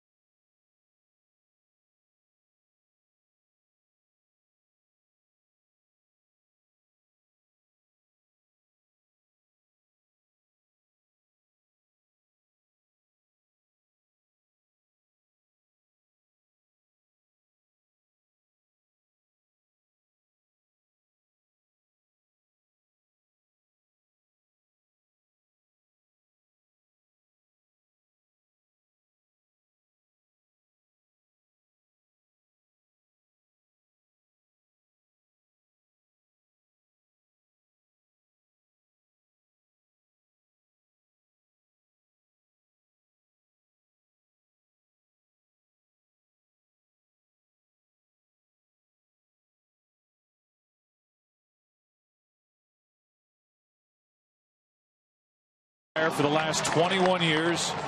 He passed away suddenly on October 14th in his home state of Ohio. From left to right, his sister Rebecca, son Jason, daughter Lindsay, brother Chuck. And there's the patch on the right sleeve of the umpires in this World Series. And there's Wally Bell, who actually worked the postseason this year, the divisional round in the series between St. Louis and Pittsburgh. It was the first base umpire in this past All-Star game in New York. An All-Star game that was won by the American League, a game that was started by Max Scherzer. We saw the farewell, at least All-Star farewell, of Mariano Rivera that night at Citi Field. And because the American League won, as a strike is into Victorino from Joe Kelly, the American League, and in this case the Red Sox, have the home field advantage in this World Series. And that game started in the National League by the great young right-hander Matt Harvey, who is of the New York Mets, and he is undergoing Tommy John surgery. Actually has already undergone it and will miss the entire 2014 season. A Big blow to the Mets franchise. That exciting right-hander.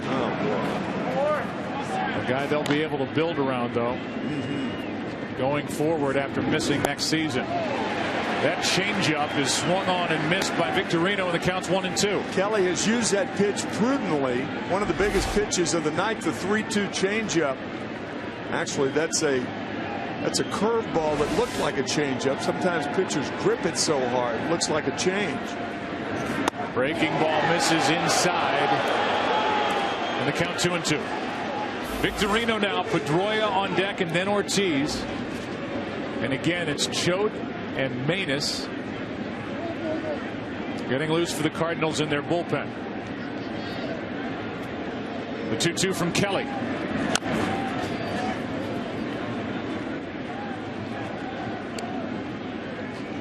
Victorino is 0 for 10 in this World Series.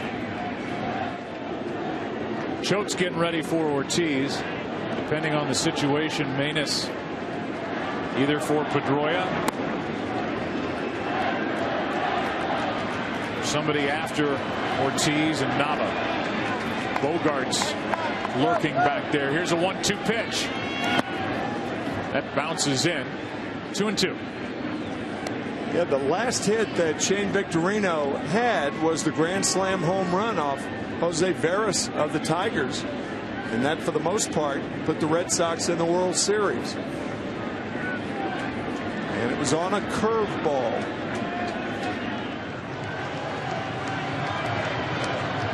Scoreboard has 2-2. The count is full at 3-2. And it's a leadoff walk. And we'll see how much deeper into this game Mike Matheny wants to stick with his starter, Joe Kelly. One more hitter.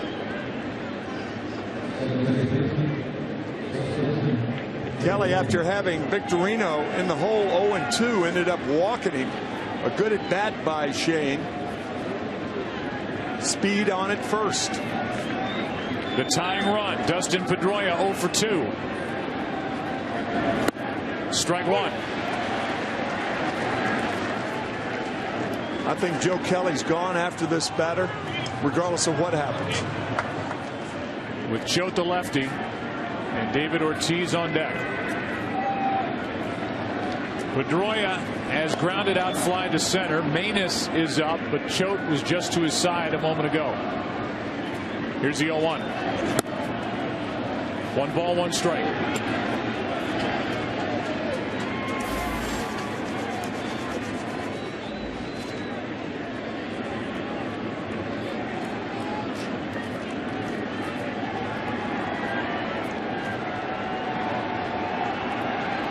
Joe Kelly now has walked 3. He's struck out 6. Pitching in the 6th is 1-1. Strike 2. Fastball was 98 in the first inning. It's calmed down to 94, 95 with his pitch count approaching 90. There's Choate. So he's back, getting loose, and former Yankee left-hander, now with the Cardinals, is thinking about Ortiz. It's Joe Kelly thinking about Dustin Pedroia. The 1-2 pitch instead, a check on Victorino.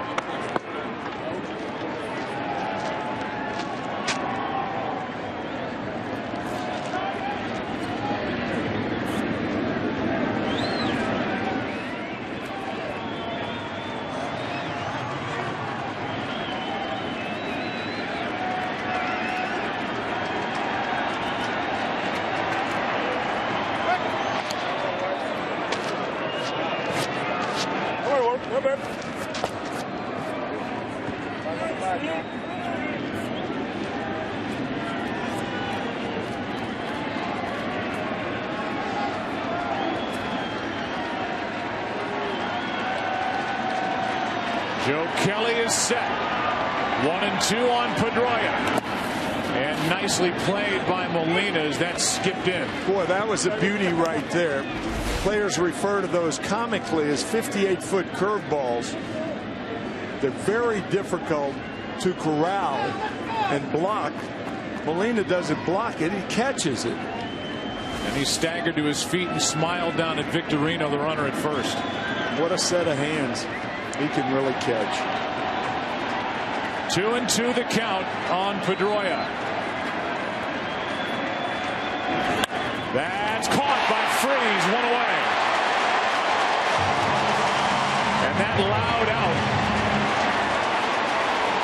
could likely be the last out recorded by Kelly. Dustin Pedroia looked down at David Freese as though to say, how can you be playing on the line with 2 strikes? I hit the ball in the fat part of the field. But Freese was right there. And that's it for Joe Kelly. Kelly appreciates the catch by Freese. Matheny takes the ball. Here comes Choate. Here comes Ortiz. There goes Joe Kelly.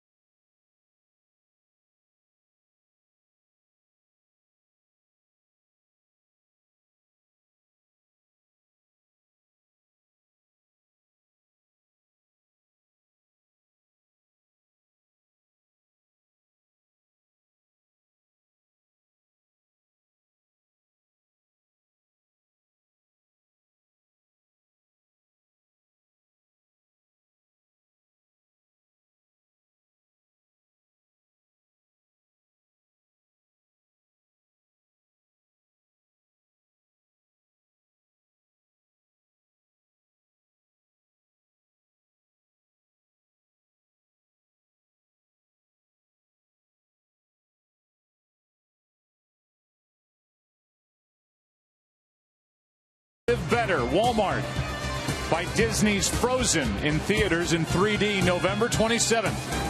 And by Geico, 15 minutes can save you 15% or more on car insurance. Big moment in this game as Randy Choate, the left-handed specialist, comes in to take on David Ortiz, the red-hot Ortiz. Takes the ball outside.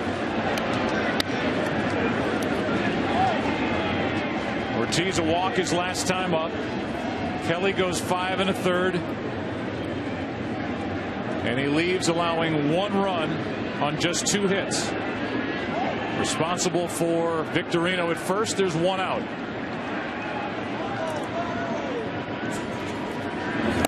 That's on the outside corner, ball and a strike.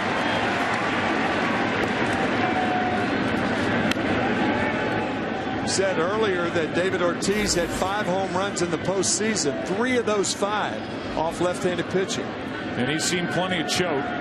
The 37-year-old left-hander who's been with the Yankees, he's been with Tampa Bay. So he's been in the division. The 1-1 pitch. Fooled him there, strike 2. Good slider from down under.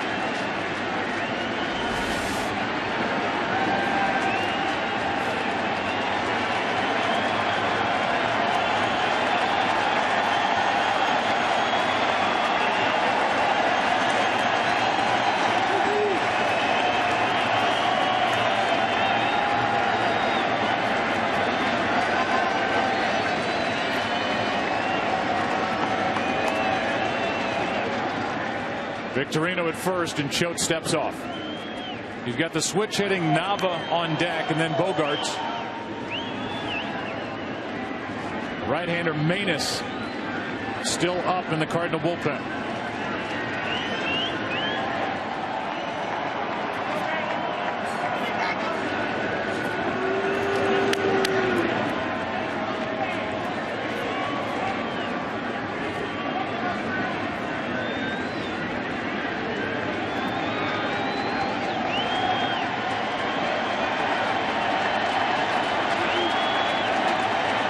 Ortiz hits it hard and through the right side. Turning and going to third is Victorino, and it's first and third with one out as Ortiz delivers against the left-hander Randy Choate.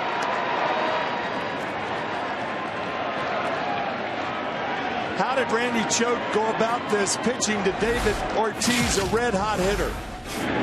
First pitch is a slider away, then a fastball for a strike. With the count of ball and 2 strikes, goes back to the fastball. It's down and in. We talked about Ortiz earlier, liking that ball down. Rips it by Matt Adams. Good base running by Victorino. And now another chance to score for the Red Sox. The reaction from David Ortiz, who's on base for the second time. And that's going to be it for Randy Choate. Seth Manus is a ground ball inducing specialist. And with runners at the corners and one out, he'll take over here in the 6th inning of a 1-run game.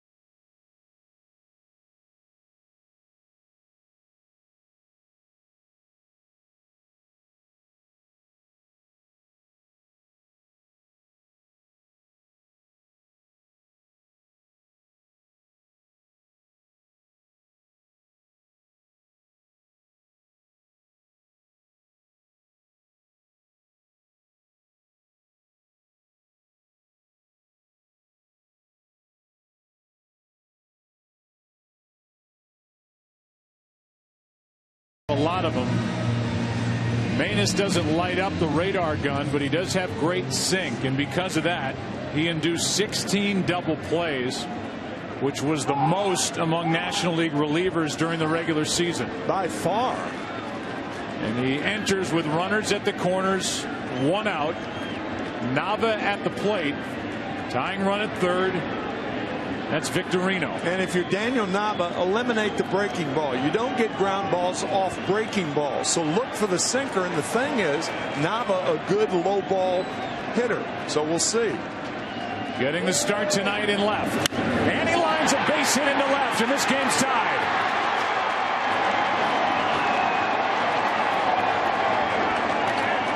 Victorino, who started the inning with a walk, comes in to score on the base hit to left by Nava, who gets his first start of this World Series. Eliminating the breaking ball, looking for the fastball. Manus gets it up. Nava looking for it, rope to left field. Tie ball game.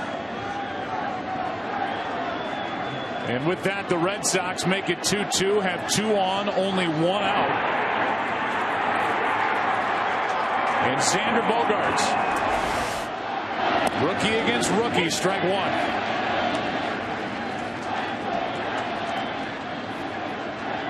Lead runner is now Ortiz at second with Nava, the trail runner at first. He's just tied it. Here's the 0-1. 1 ball, 1 strike.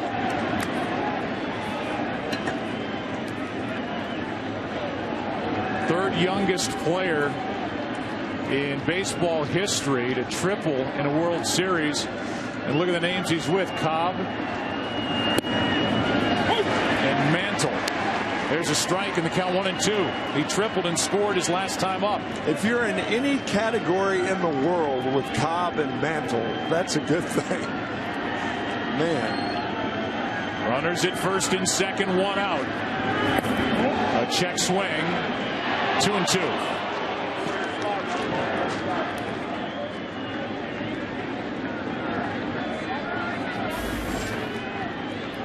Saltalamacchia on deck. The left-hander Segrist getting loose in the bullpen. Here comes a 2-2 from Manus. There's the second baseman. The flip. The double play. But the Red Sox have tied it. Daniel Nava gets the start tonight. And he delivers for John Farrell and the Red Sox. 2-2 after 5.5.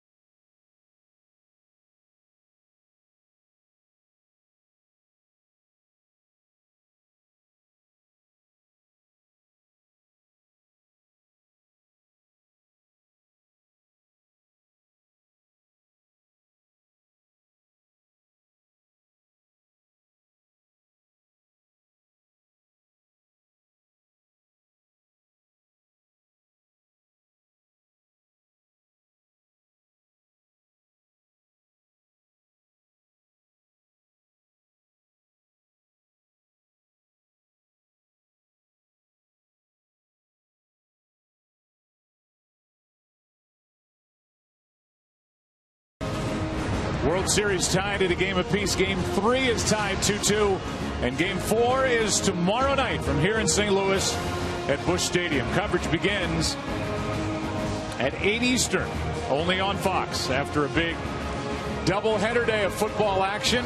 America's game of the week is the Washington Redskins at the Denver Broncos and Peyton Manning. And there's the pitching matchup. Clay Buchholz against Lance Lynn. Two right-handers will battle here tomorrow night. And in our meeting once again with John Farrell before the game, he said tonight is the thing.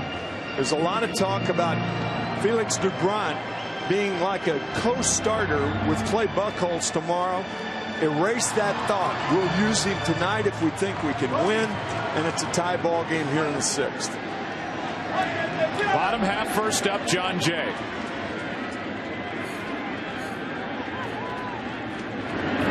Jay trying to bunt his way on. Pedroia got a great jump and gets the out. He is so on his toes and ready for anything that comes in his neighborhood. He's on his toes after the hop. Look at him looking for the bunt all the way and gets Jay easily. I mean, it's almost like he expected that. Yeah, almost like he was baiting him into bunting. We'll have to ask him about that tomorrow. Into the hop, charging the ball to get Jay easily. Here's Cosma, who came up with the Cardinals up 2-0. His last time up, bases loaded, nobody out, and Jake Peavy, who really made some pitches in that 4th inning, struck him out looking. Then he got the pitcher Joe Kelly. Then he got Carpenter and got out of the jam, kept it 2-0. Now it's 2-2.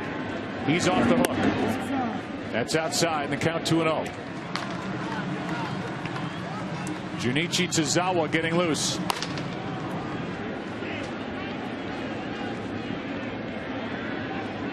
Shane Robinson in the on-deck circle with Segrist in the bullpen. Here's a high fly ball into left. Back is Nava in front of the track. 2 out. This is really good. Our guys have come up with not only Dustin Pedroia's hop, but a great tennis player, Rafael Nadal. Check this out. Great. That's the play the other night. And this is the hop. The hop by Pedroia and the hop by Nadal. I love that. That's Nadal trying to return a serve at over 100 miles per hour, and that was Pedroia catching that line drive off the bat of Matt Adams. Rafael Nadal with 13 Grand Slam wins. He's a winner, and there's a winner out there at second base, too. Shane Robinson batting. And Robinson gets out of the way of ball one inside from Doubront.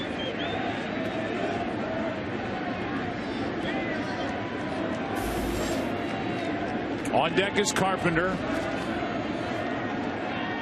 The night for Manus is over. He goes 2/3 of an inning. Robinson pops it up right side. Pedroia sends us into the 7th inning of Game 3. We're tied 2-2. Back after this from your local Fox station.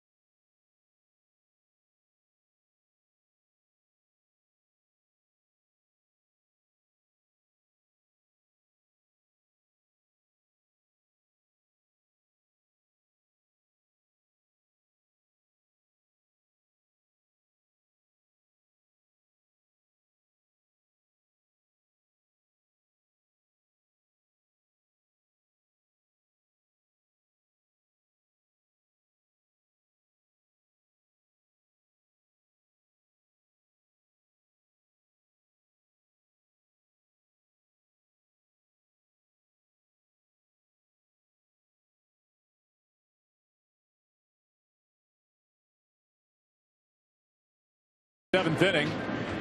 Ellsbury has a hit. Ortiz doesn't have an RBI, but a big base hit last inning to send the tying run to third. And Daniel Nava singled him home. That was Victorino, who had led off the inning with a walk. Now it's Kevin Segrist. He's the hard-throwing left-hander out of the bullpen. 7th game of this postseason. His 1-0 pitch. Cardinals turn Saltalamacchia around, make him back right-handed, and the count 1-1 strike. Segrist finished the season with a 25-inning scoreless streak. However, in Game 1, he came on, and on the first pitch he delivered, David Ortiz homered into right center. The 1-1. 96 for strike 2. First home run this year that a left-handed batter has hit off Kevin Segrist. It looks like Stephen Drew's night is over. Will Middlebrooks is in the on-deck circle. Then you've got Gomes waiting. Here's a 1-2. A strikeout starts the inning in 98 from Segrist. One away. Left-hander turning Saltalamacchia around, throwing in 98 miles an hour. Rosenthal 98 miles an hour. Martinez 97, 98 miles an hour. Here's Will Middlebrooks. This postseason he is 4 out of 23, and he has watched his starting spot fall to Xander Bogaerts, and he waits around, sees the first pitch, and pops it into center for John Jay. 2 out. Middlebrooks will stay in the ball game, play third, and we will get a look at Xander Bogaerts at shortstop in the bottom of this 7th inning. 2 out as Craig Breslow gets loose, and he'll take over for Felix Doubront. Carlos Martinez just started to get loose. You said something during the break, and I agree with you. Johnny Gomes is at the plate. Red Sox looking for something big out of Johnny Gomes here, but with 2 out, nobody on, you could see John Farrell leaving Felix Doubront in the ballgame. I think that would have been the. I don't think you could argue with that move, because Felix Doubront is almost like a starter. John was planning to use him as like a co-starter, backing up Buchholz tomorrow. And he's been very effective against Cardinal hitters, and he gives them a different look. I think I would have left Doubront in the ballgame. Red Sox and Farrell hoping for something big out of Gomes. The 1-0 pitch. Inside, 2-0. Gomes batting with 2 out, nobody on. During the regular season, hit 13 home runs. He is 0 for 7 in this World Series. That's in the air to center. Will carry to John Jay, and Segrist has a 1-2-3-7.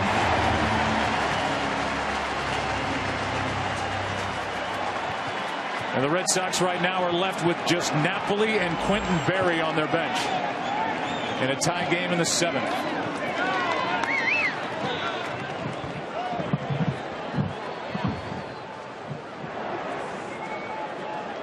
As part of their ongoing commitment to our troops, Bank of America will donate $1 on behalf of each person in attendance tonight to Welcome Back Veterans and Wounded Warrior Project.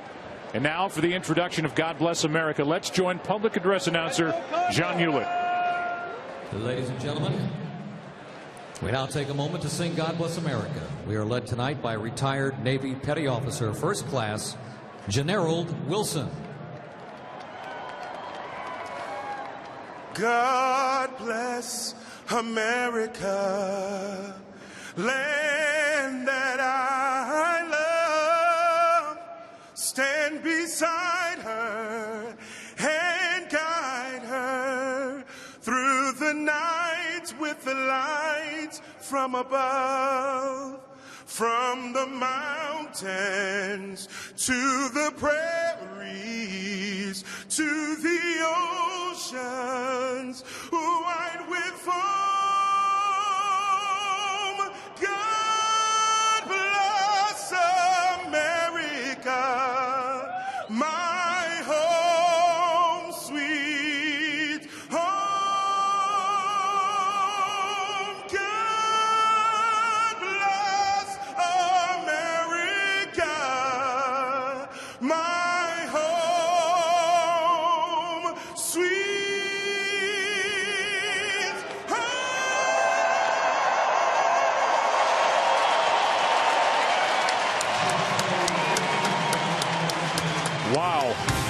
It's great to have moments like these where we can thank our service members and veterans.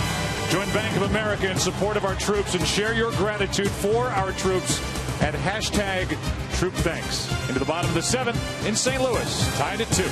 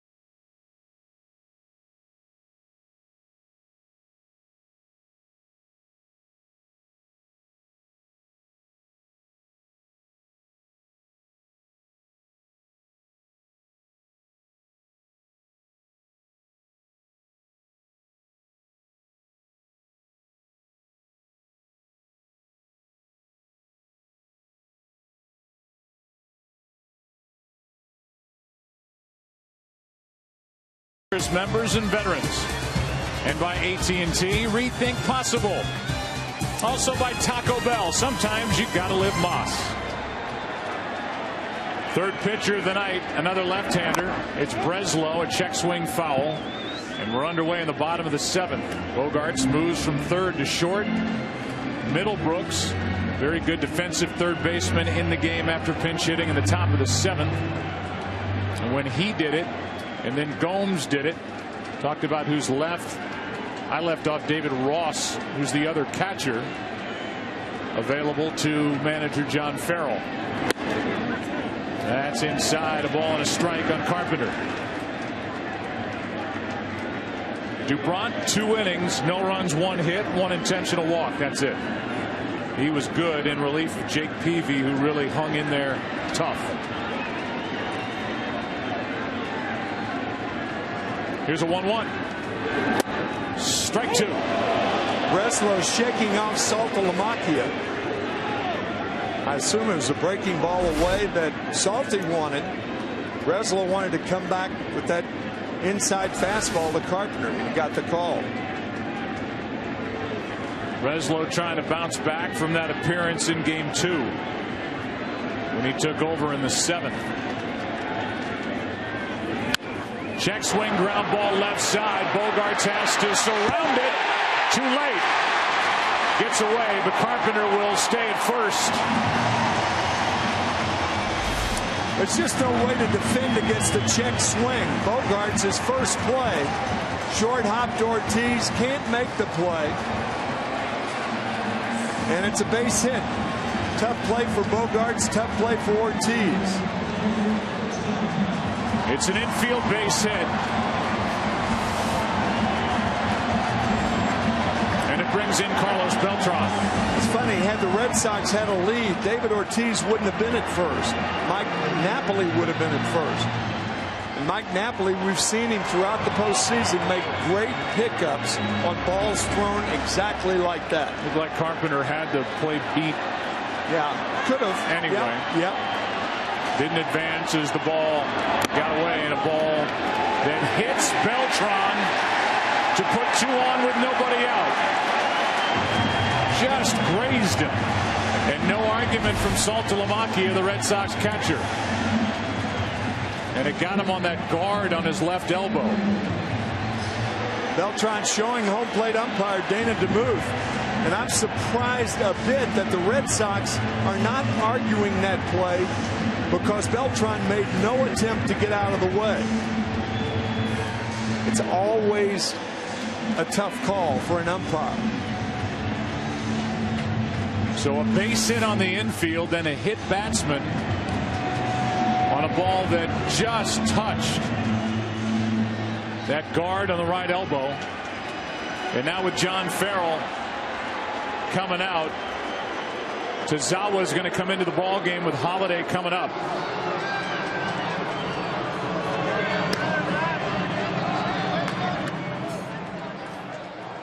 So Breslow suffers some bad luck here in the 7th.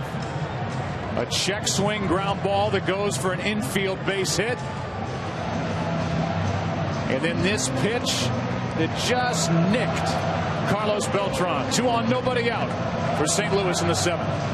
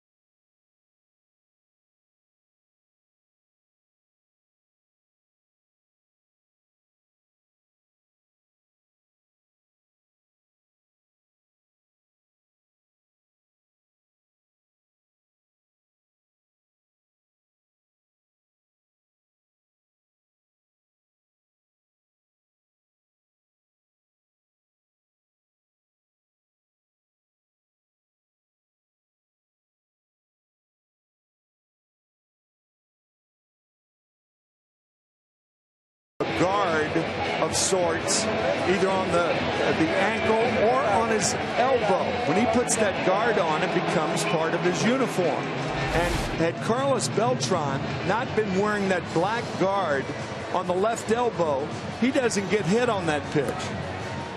He shows home plate umpire, and naturally Dana DeMuth has to say and give him first base, but now he doesn't have the guard on. It does 2 things, the guard. For the hitter, not only does it make you a little bit bigger in that situation, give more area for a pitch to hit, but it also makes you, I would imagine, a little more fearless. Yeah, oh, definitely. That's the biggest thing against wearing a guard, because if you get hit solidly, you don't feel it. But that was an instance where, because of the guard, the Cardinals have runners on at first and second instead of ball one on Beltran. And now Matt Holliday deals with Tozawa. The guard comes off when Beltran runs the bases. Time called as Holliday steps out. Tozawa has been part of this terrific bullpen for the Red Sox this postseason.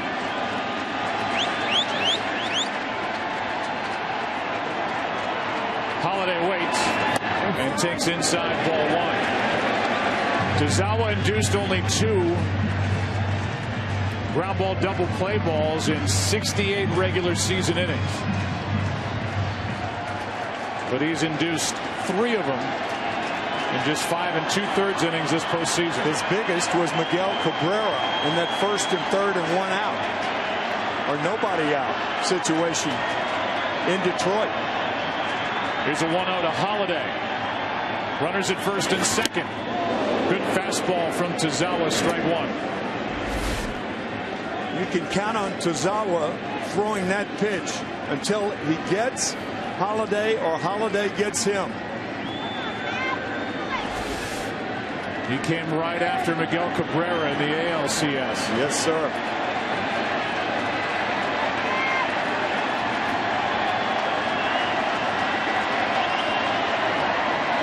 Holliday 1 for 3 tonight.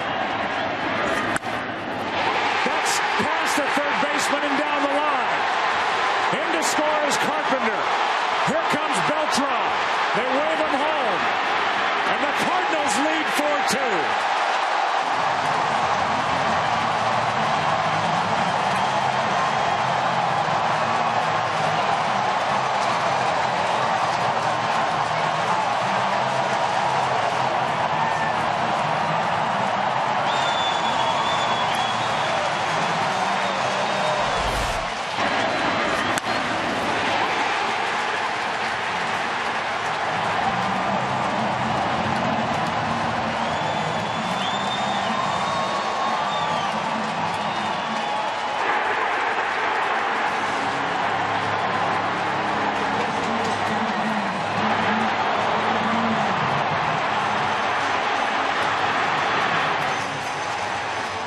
It's a 2-run double for Matt Holliday. Took 3rd on the throw. He's got 3 RBIs tonight. Carpenter, who led off with that infield hit, scored, as did Beltran, who was hit by a pitch. Something happened out in left field. Yeah. As Nava was talking to the left field umpire and the crew chief, John Hirschbeck, after getting that ball back in. You know, Joe, when you think about it, that ball that Matt Holliday hit was out of the strike zone down around his ankles or mid-shin. Now Matt Adams with the infield in. Still nobody out. And Holliday at third. Ball 1 inside.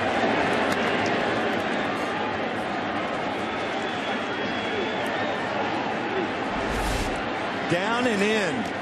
Check it out. Got it under the glove of Middlebrooks and into left.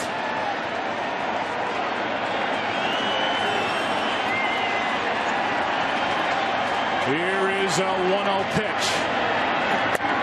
2-0. In fairness to Will Middlebrooks, that's a tough play for somebody just coming into the ball game. Tested immediately, as was Bogarts at short.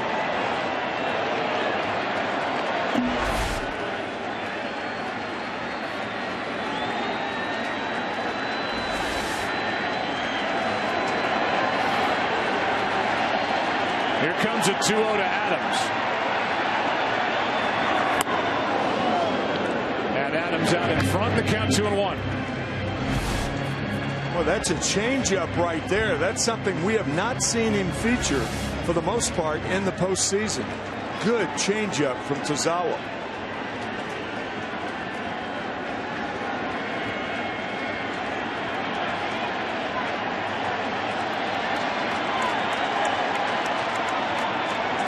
Here is a 2-1.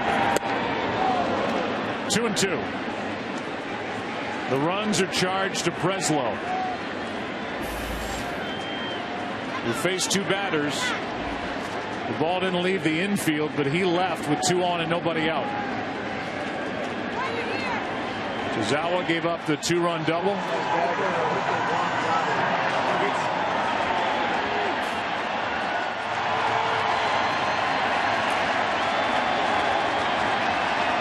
Holiday, the runner at third. Adams took just out of the strike zone at 96. Let's see where this missed. Close. Tozawa does not get the call. And the count full 3-2.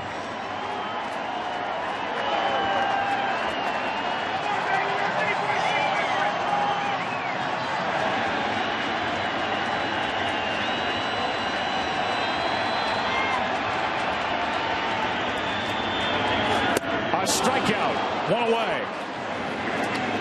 And a big one for Tozawa to get Adams. Goes upstairs to Matt Adams. We talked about it earlier. Adams telling us before the game that's where most National League pitchers try to pitch him. Very upset. Now it's Molina.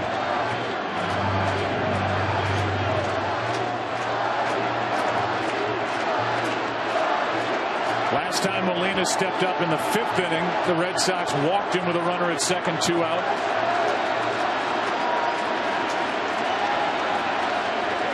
Infield is in. Blocked by Saltalamacchia.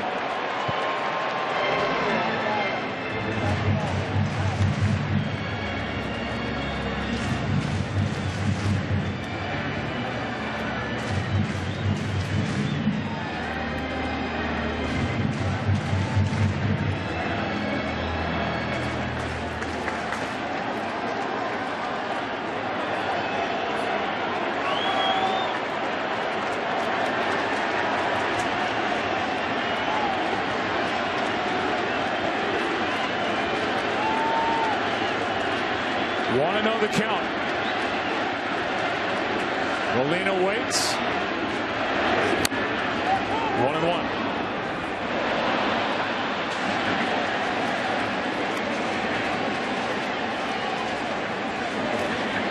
Molina looked like he was going to drive that baseball into the ground after the check swing or the little foul tip. Yeah, he was mad he missed it. You don't see that too often. He wants to. Come here, boy. And he just flicked it away. Yeah. Waiting for a 1-1 pitch. Runner at third, 1 out. 2 runs home in the inning. Molina. Tozawa. Ball 2. On deck is Freeze.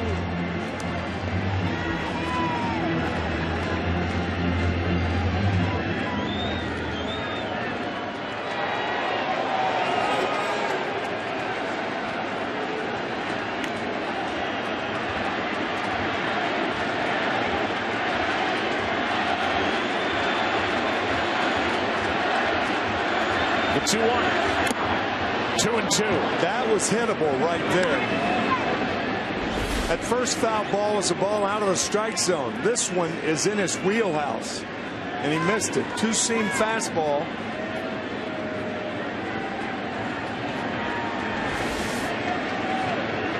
Two balls, 2 strikes.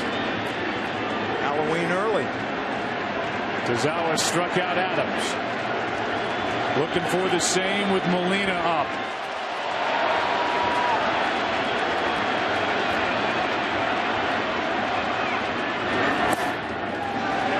Full count.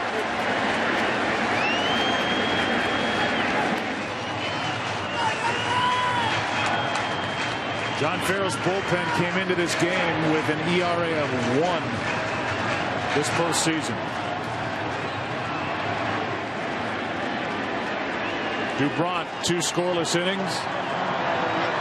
Breslow did not retire a batter, allowed 2 to reach. They both scored.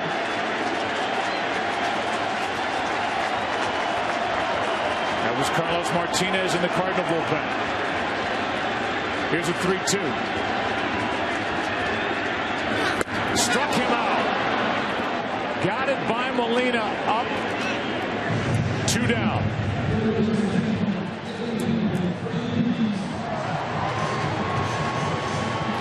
Another high fastball out of the strike zone. First Adams, then Molina.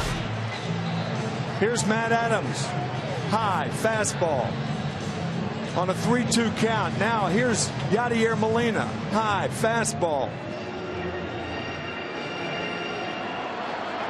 And so now with the runner at third, 2 out. Holiday was there with nobody out. The batter's David Freese. Everybody backs up on the infield, and ball 1 misses up and away. Hitting just 178 this postseason. He's 8 for 45.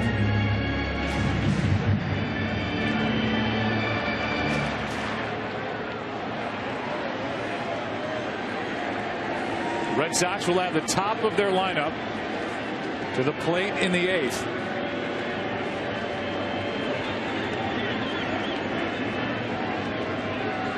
Here's the 1-0. Left-handed hitting John Jay on deck.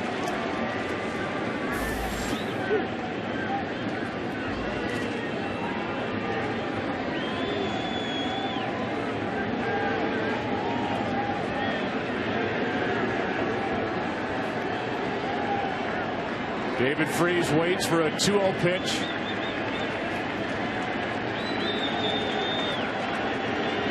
Holiday at third, 2 out. Tazawa gets strike 1.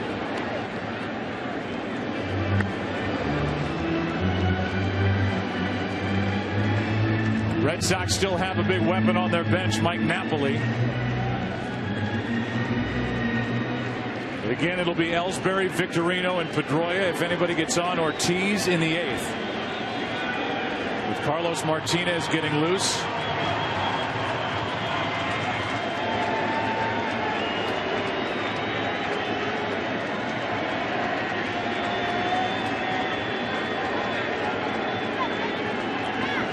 Here's a 2-1.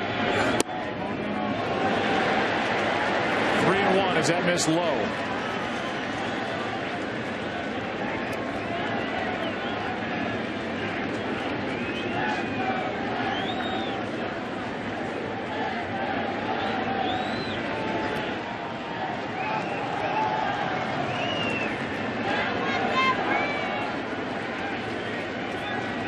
Peavy went forward, Dubront 2. Breslow started this inning. Tazawa is trying to end this inning. The 3-1. Outside to put runners at the corners with 2 out.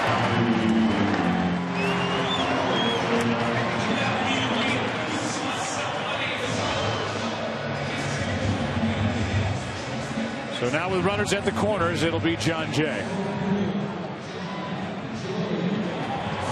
Just after 10 o'clock here in St. Louis. Matt Holliday has 2 hits, 3 RBIs tonight.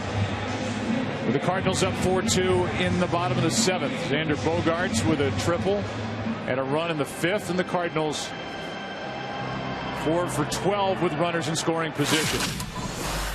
A big hit in this inning. With 2 on, nobody out.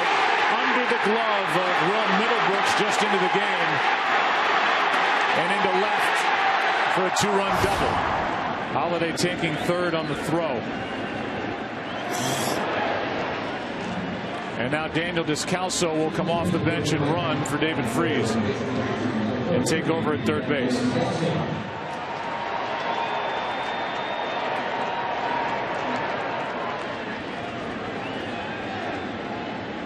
John Jay has a hit, 1 for 3.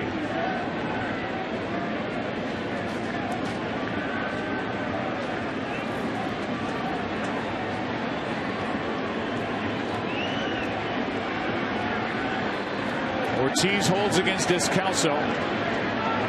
Holliday across the infield at third, and then strike 1. I think if Mike Matheny sees John Jay get an 0-2 count, he may send Descalso, and the Cardinals may try to pick up a cheap run. If Saltalamacchia throws through, then Holiday could score.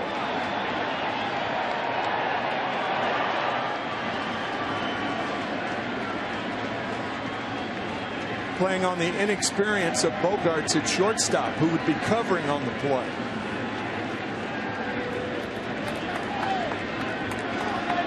First and third, 2 out. The 0-1. Ball and a strike.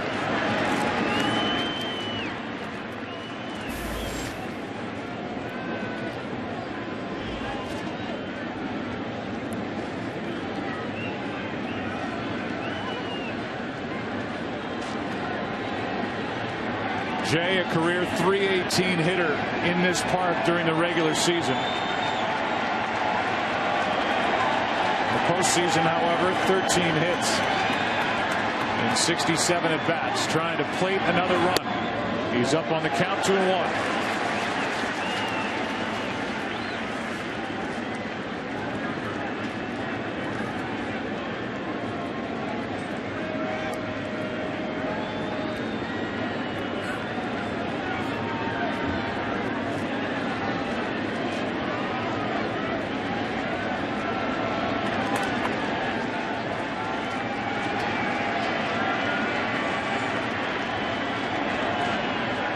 Here's a 2-1. In the air into right center. Ellsbury comes over to make the play, and the inning is over. But in the inning, it's a 2-run double by Matt Holliday, as Pearl Jam takes us out and sends us into the 8th from their new album Lightning Bolt. It's Pendulum. The pendulum has swung back in the direction of the Cardinals, up by 2.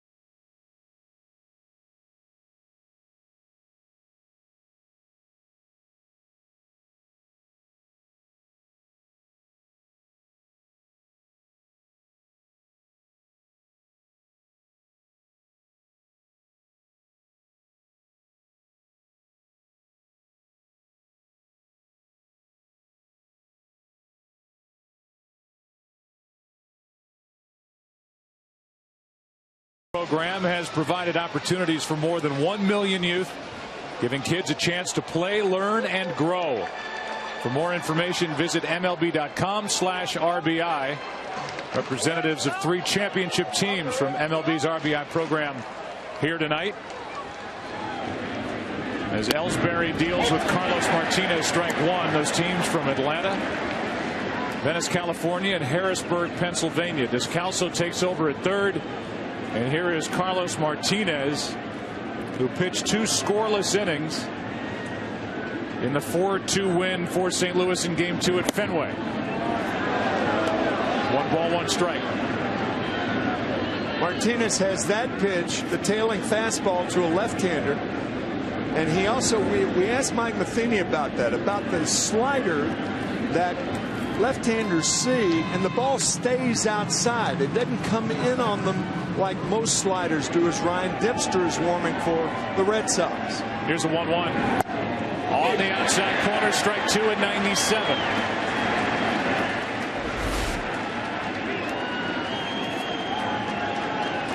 Ellsbury tonight 1 for 3 with a pair of strikeouts. Victorino, then Pedroia. Anybody gets on, David Ortiz. Here's a 1-2. 2-2.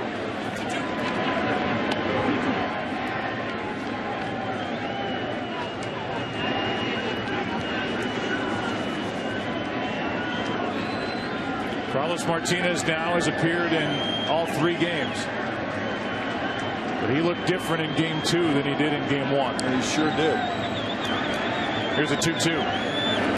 That's up the middle, a base hit, and the leadoff man is on for the Red Sox in the 8th.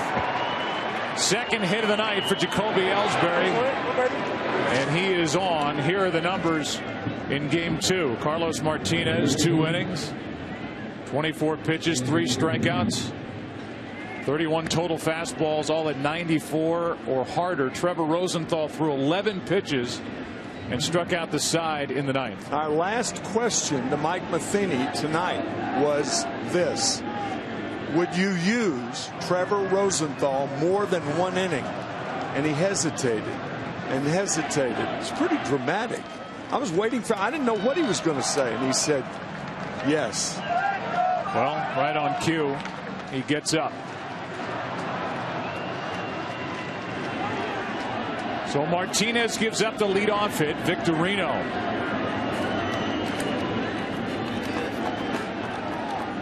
is digging in. He walked and scored back in the 6th.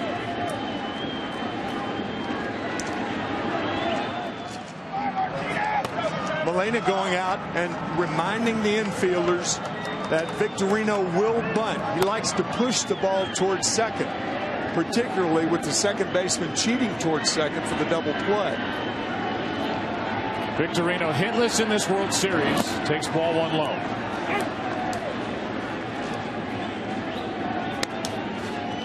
So Carlos Martinez, who was good in Game 2, is being handed a 2-run lead in Game 3.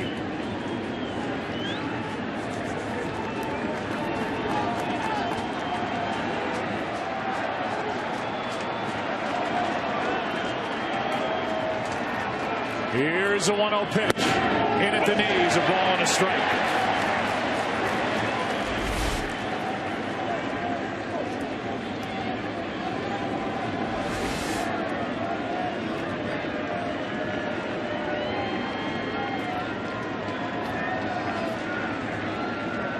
Now the 1-1. Fooled him. Strike 2.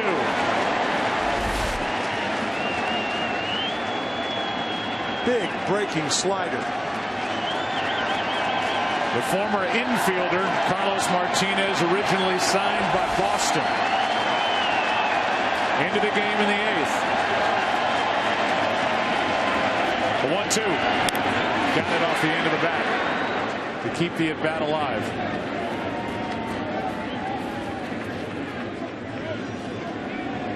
There was an issue with Carlos Martinez and a name change.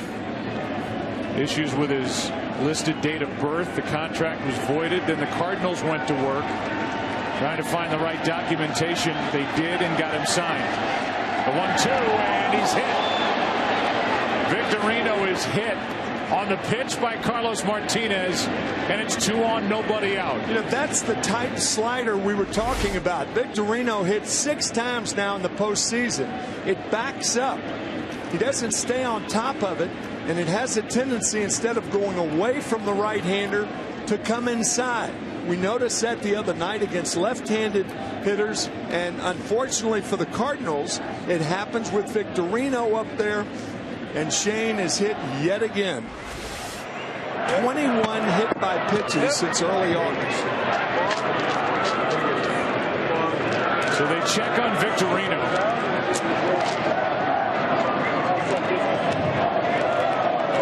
I said 6. That is his 7th hit by pitch in the postseason. And there's what he's done in his postseason career. It's now a record 11 times hit. My goodness. And he is fearless at the plate. Meanwhile, Pedroia will be the batter, with 2 on and nobody out. Last time out, Pedroia with 2 strikes on him, lines one down the third base line. And Pedroia looking out at David Freese saying, how can you be there? Well, Descalso's there now and playing in the same spot.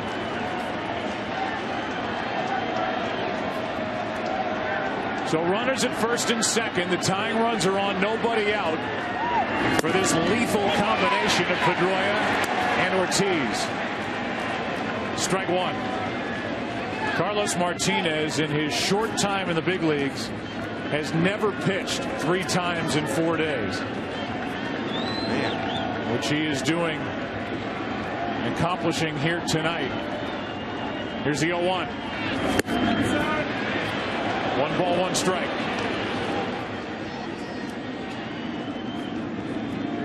Rosenthal, the former 8th inning setup reliever for Edward Mujica. Now he's evolved into the closer, and this job belongs to Martinez. Runners at first and second, nobody out, and Molina is going to go talk. 22-year-old who, in his first save opportunity, got a visit from Yadier Molina. And Molina was right in his face, trying to get him to focus on the job at hand. There's no need to do that here.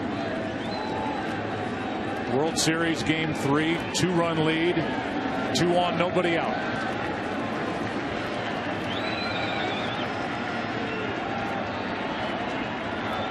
The 1-1. Check swing on a 99-mile-per-hour pitch. It's high, ball 2.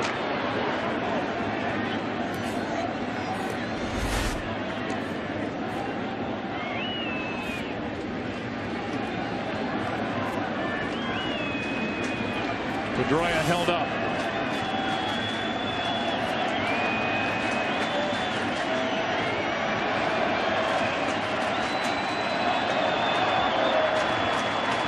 Here's a 2-1. 2-2.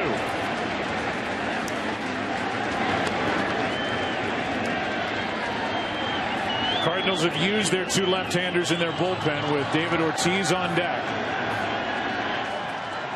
It'll either be an at-bat against Martinez or Rosenthal. Right now it's Pedroia with a count of 2-2.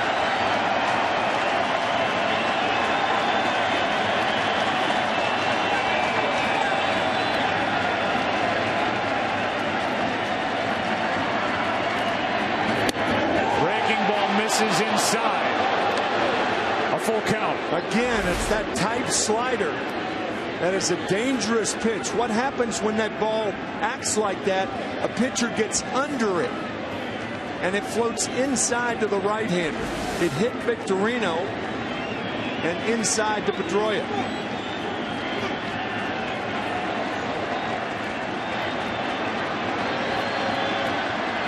Runners may be moving here. Speed on the bases. Here comes a 3-2 pitch. Runners are going, and a broken back ground ball. Out at first, but by starting the runners, they advance into second and third, and a base hit could tie it. And with the 2-run lead, If Pedroia hits that same type ball and the runners aren't going, what you could do is throw to second, get the force. So instead of second and third and one out, you have first and third and one out. By starting the runners. Right. The tying run is in scoring position. First base is open. And the batter is David Ortiz.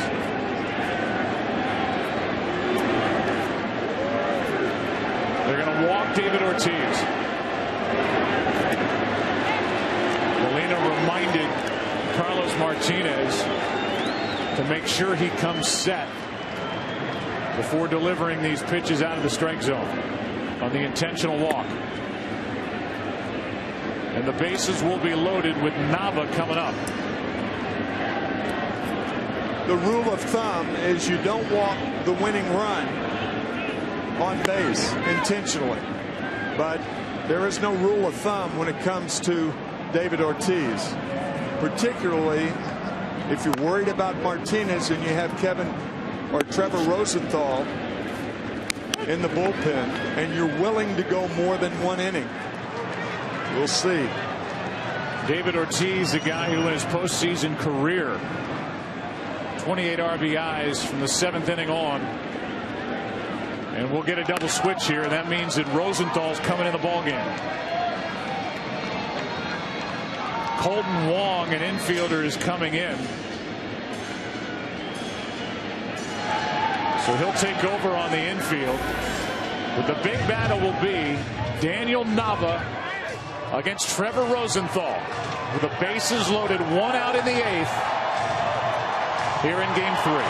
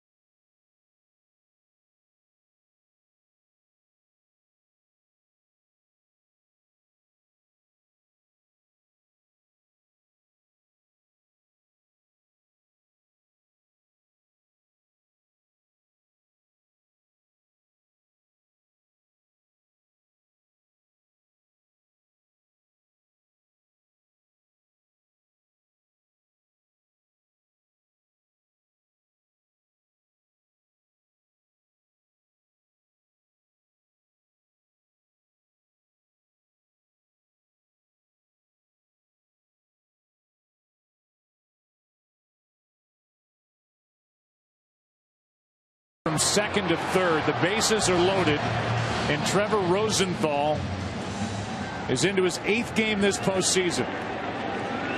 And if he gets a save here tonight, he will have earned it. Daniel Nava, the hitter. Good speed with those first 2 runners. Ellsbury, the runner at third. Victorino, the runner at second. The intentional walk to Ortiz. He's at first. And here's Rosenthal. scope of a hitter lowers with Rosenthal. You've got to make him get the ball down. Strike one. If he elevates, you're not going to catch up to it. Nava with an RBI base hit his last time up to tie the game in the 6th. Cardinals regained their 2-run lead in the 7th. Here's the 0-1. Way late, strike 2. 99 from Rosenthal.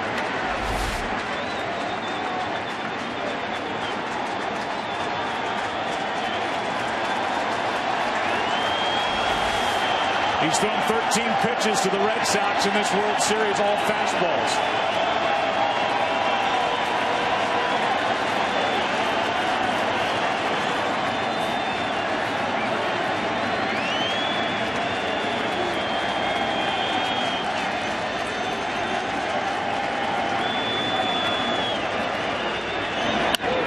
That's to Wong. Makes the short hop stop, and with a run scoring, safe at first, it's a 1-run game. What a play by Wong. Immediately in the game, it's unbelievable how the ball can find you. Look at this play, short hop. Cosma tries to get the double play, but can't. Nava has his second RBI, but the play by Wong was unbelievable, particularly just coming in the game. My gosh. He's a first-round pick out of Hawaii. He was called up in mid-August, and that's the most important ground ball he's fielded in his life. Absolutely. But now the tying run is at third, 2 out, 4-3 game, and a ball misses to Xander Bogaerts. Ellsbury scored on the force out at second. And now it's first and third, 2 out, 4-3, St. Louis in the 8th. Bogaerts could tie it with a hit. He's 1 for 3 tonight. The 1-0. 1 ball, 1 strike.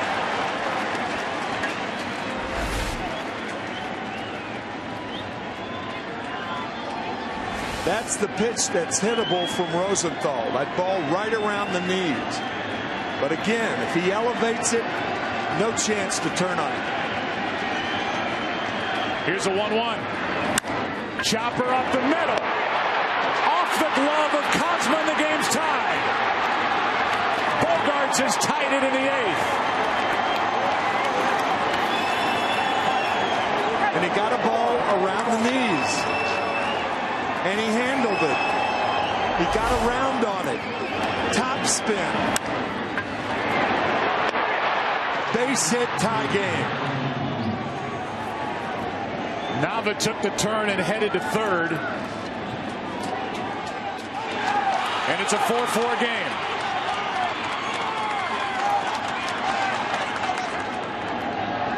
Go back to the job done by Tazawa in the bottom of the 7th. With Holiday on third and nobody out. He kept it a 2-run game. Now Saltalamacchia takes the ball.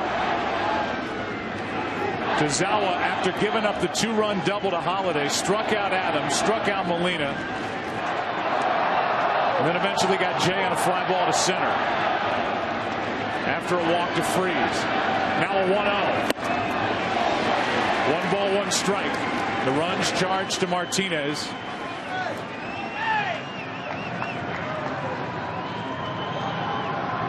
And this game is tied. Go ahead run 90 feet away. Here's a 1-1. That's the fastball up, and the count 1-2. Yeah, that's the one nobody's going to handle, even Bogaerts. But Bogaerts, the ball that he had to handle was right around the ankles. Ankles to knees. The 21-year-old Xander Bogaerts has tied it. He takes off on a ground ball to Wong. Inning is over. But these Red Sox, who have a motto, find a way, have found a way to tie Game 3. The series is tied. Game 3 is tied 4-4 into the bottom of the 8th in St. Louis.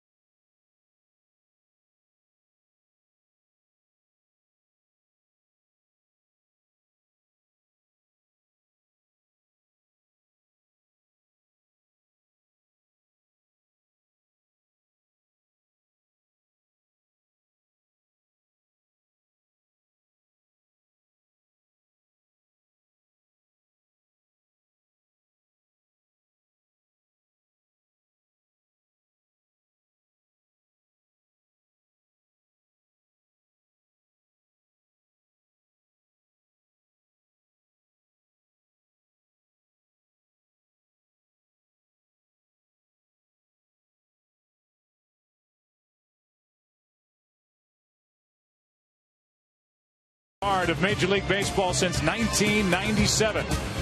And by T-Mobile with global data coverage in over 100 countries at no extra charge.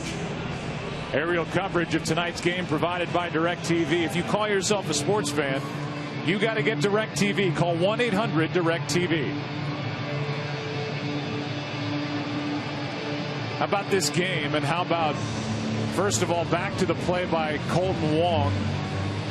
He got the one out. Cardinals couldn't turn the double play. And then Xander Bogaerts chops one up the middle to tie this game at 4. Off the glove of Cosma into center. And you think about the job done by Jake Peavy back in the 4th inning when the Cardinals had the bases loaded, nobody out, and did not score.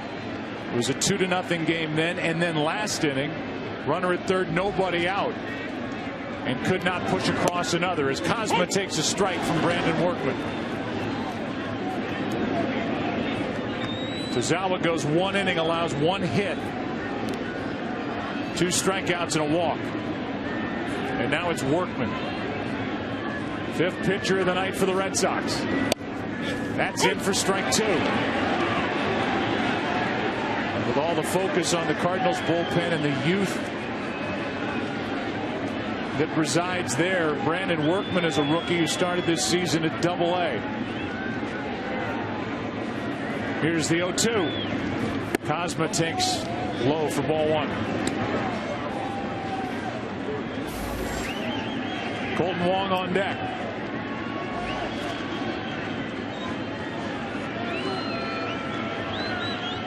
Cosma 0 for 7 in this World Series, waiting for a 1-2. He hits one in the air to left. Back is Nava, well in front of the track. 1 out. This November, some cops are born, others are made. Get ready for the next evolution of cop drama. Don't miss the show critics are calling obsession-worthy, almost human. The 2-night premiere starts Sunday, November 17th on Fox. Here's Wong, hitless this postseason, 0 for 5. Just thinking about Daniel Nava making that routine play in left field. Here's a guy who never complained. Johnny Gomes is playing. The Red Sox are 7-1 when Gomes is in there. Daniel Nava 8th in the league in hitting, and did not complain when a right-handed bat was put in his stead. And he has come up with 2 huge RBIs tonight, one on a hit and another on a fielder's choice that would have been a hit were it not for the play of Colton Wong. Here's a foul ball that will get out of play. We talked to Nava before the game, and he laughed about it, getting tired of hearing about it, but he said he and Johnny Gomes laugh. Yeah. Say we're both looking for the same thing, which is a World Series win for the Boston Red Sox, however that has to happen. We said it earlier that this Red Sox team is teaming with team players, and that is absolutely true. Up and in for ball 2 on Wong, who had only 9 hits after getting called up in mid-August. 0 for 5 this postseason.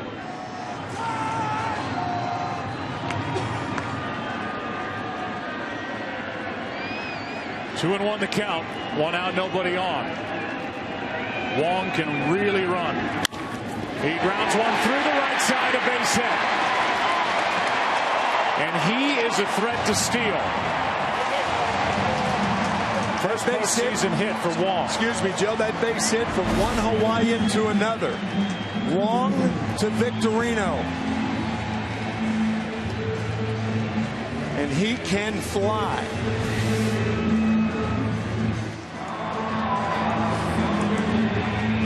Now Matt Carpenter, who's 2 out of 4. And we'll see how this at bat unfolds, and if Colton Wong has a chance to get a jump and run on Saltalamacchia, who allowed more stolen bases than any catcher in the big leagues this season. Ideal situation on which to run with a left-handed batter up there and a right-handed pitcher on the mound.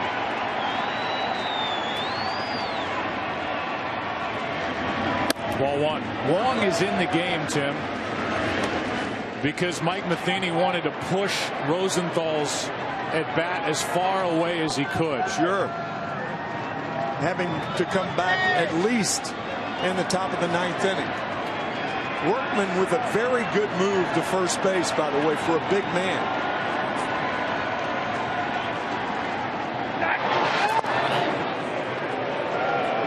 And here Chris Maloney, the first base coach for the Cardinals. He's reading the move of Workman with Colton Wong.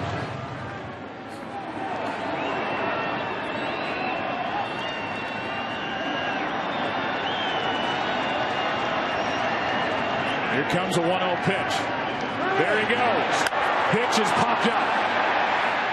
And Wong has to retreat to first base, 2 out. Boy, he had that base stolen, too.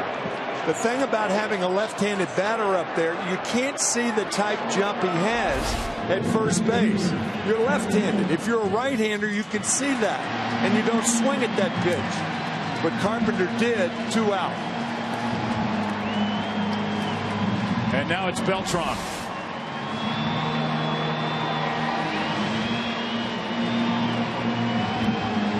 How about how big that hit by pitch was? Identical half innings. The number 2 hitters were hit by the pitch. Both ended up scoring. Wong, by the way, was 20 of 21 stealing bases at AAA. And you're right, he got a big jump on that pitch that got Carpenter on the pop-up to short. Now it's Beltran.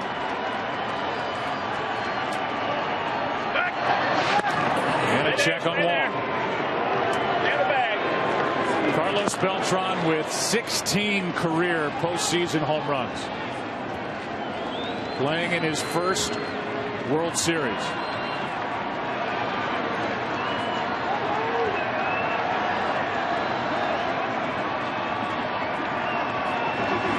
Ball one to Beltran.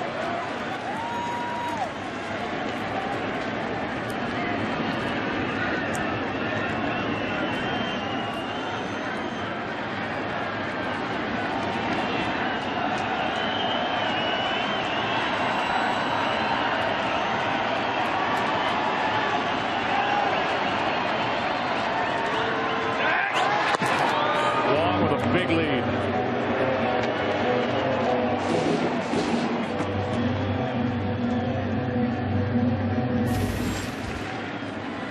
Holiday's had a big night. He's on deck. It's Workman and Beltran. In for strike one.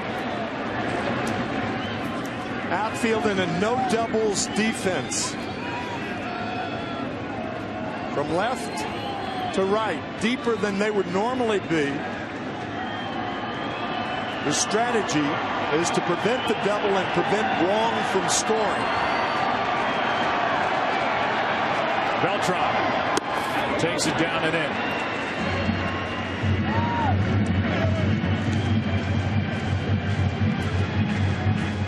In Game 6 of the 2011 World Series, Cardinals against the Rangers, Cardinal fans saw how big a no doubles defense was. The Cardinals may have won the World Series had Nelson Cruz been in a no doubles defense in right field for the Rangers. He wasn't. Freeze tied the game of the triple, and the Cardinals won it. There he goes. Wong got another good jump, and he's in scoring position with 2 out as the rookie gets the stolen base. No chance for Saltalamacchia. And the count's gone to 3-1 on Beltran. Carlos Beltran this postseason is 4 for 4 with 2 out and runners in scoring position, and because of that and the rest of what he's done in his big league career in the postseason,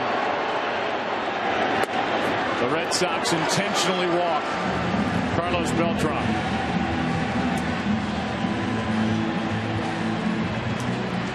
And it's up to Matt Holliday. And it's up to the rookie Workman to keep it tied. Last time up, Matt Holliday, 2 on, nobody out in the 7th inning. Got it under the glove of Middlebrooks for a 2-run double and a 4-2 lead. Took third on the throw home. Now he's up in a 4-4 game. And he's got 4 of the 8 Cardinal RBIs in this World Series.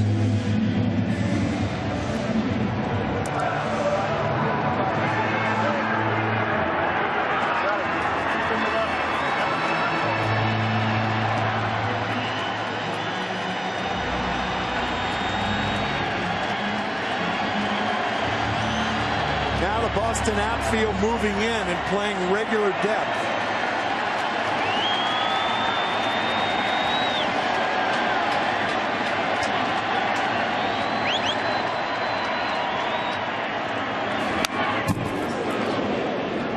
Strike 1.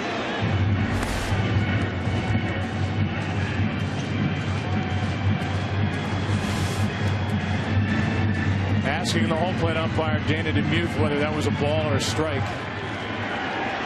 Foul ball makes it 0-1.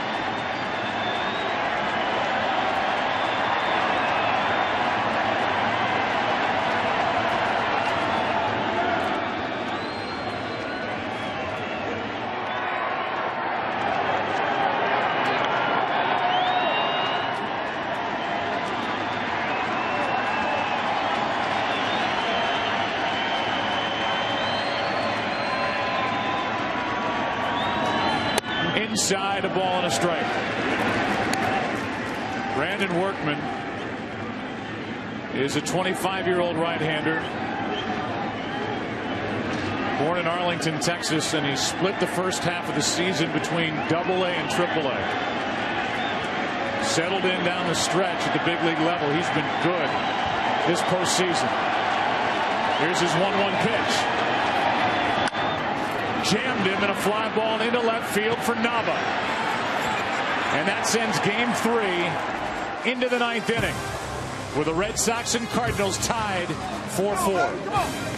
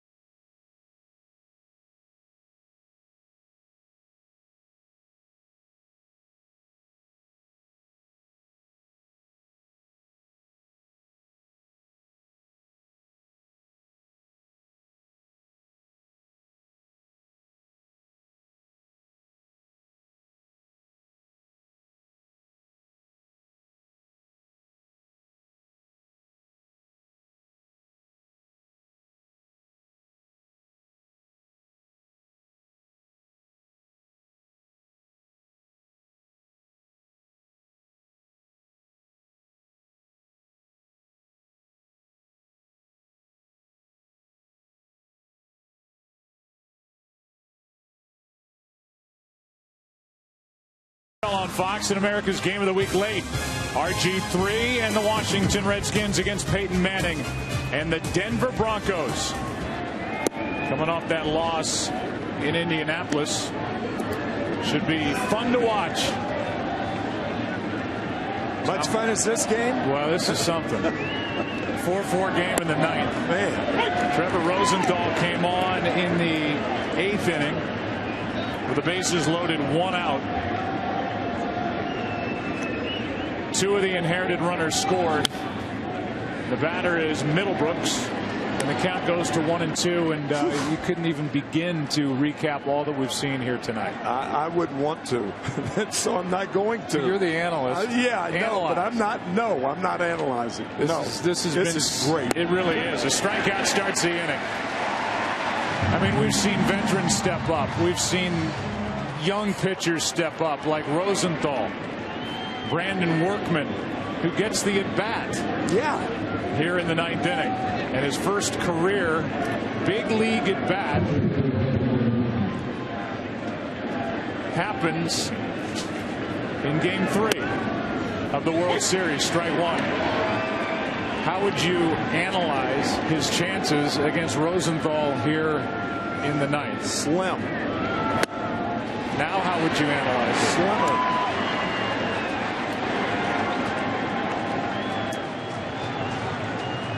He's borrowed a batting helmet. Who knows whose bat that is? It doesn't matter. 2 out.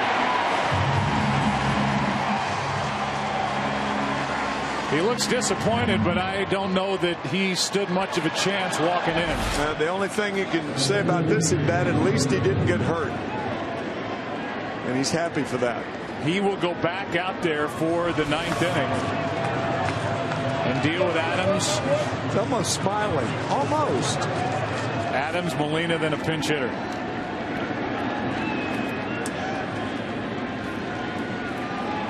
Here's Jacoby Ellsbury, who is batting with 2 out, nobody on in the 9th.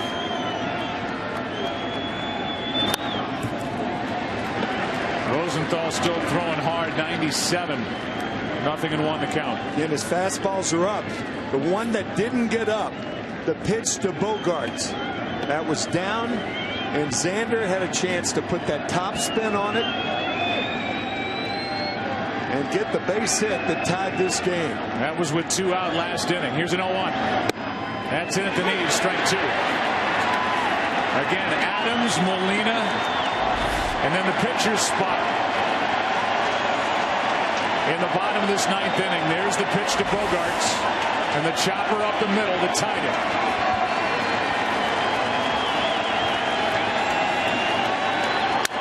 Broken bat. Matt Carpenter. A 1-2-3 9th inning for Trevor Rosenthal. Bottom of the 9th inning. Here in Game 3. Series tied. Ball game tied.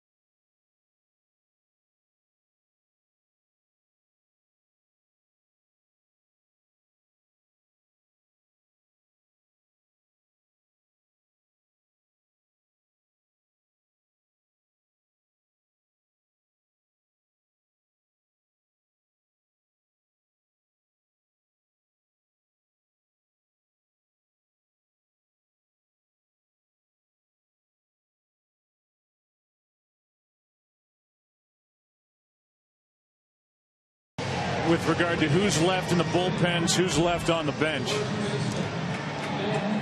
John Farrell elected to send Brandon Workman to the plate in the top of this 9th inning. He's got Napoli on his bench, John Farrell, but he is left with Ryan Dempster, Franklin Morales, and Koji O'Hara, his closer, out in the bullpen.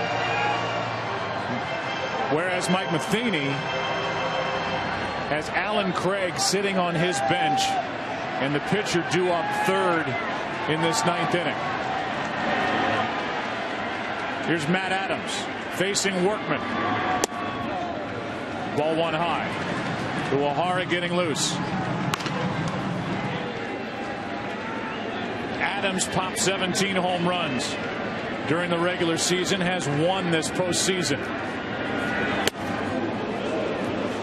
1 ball, 1 strike. We posed that same question when John Farrell sent up Johnny Gomes to pinch hit with 2 out and nobody on in the 7th inning, pinch hitting for Felix Dubras. So we'll see what Matheny's going to do. Here's a 1-1. It's set up then a chain of events as John Axford gets loose, where John Farrell then went to Breslow, to Zawa, now Workman, and he's left with 3 guys in his pen. Here's a 1-2. That's out of play. Yeah, the reason we bring that up about Trevor Rosenthal is that he's only thrown 20 pitches, recording 5 outs, but only 20 pitches. So we'll see. Doubtful with Axford warming up.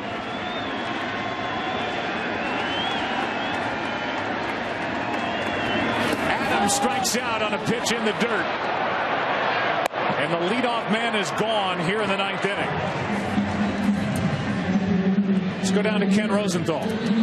Joe, as Trevor Rosenthal walked off the field, he saw pitching coach Derek Lilliquist, and he said, I could keep going. So we'll see what happens. Interesting. Thanks, Ken. Here's Yadier Molina with Alan Craig walking into the on-deck circle. But as you said earlier, that doesn't guarantee an at-bat. If he's announced, he'll walk to the plate. Right now, the focus is on Molina and Workman. Ball 1. Yadier tonight with 2 hits and a walk.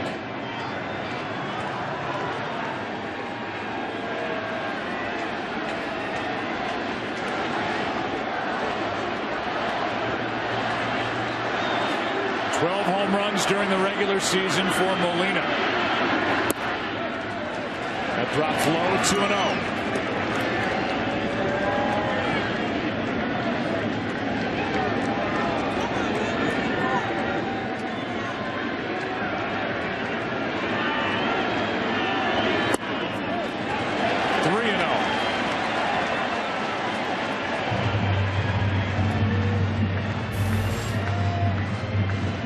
If Molina gets on, he most certainly will pinch hit Alan Craig for Rosenthal.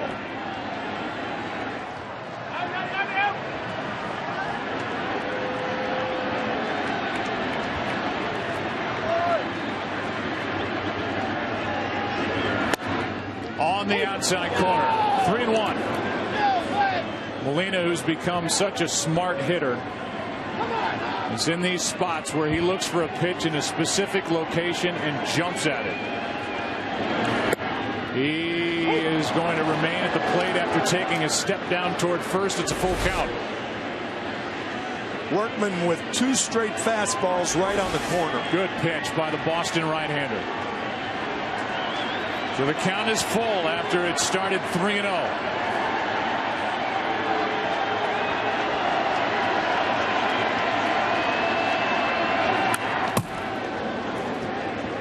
High fastball fouled back. Yeah, that was ball 4. Ball up around Molina's neck. Inviting, but a ball.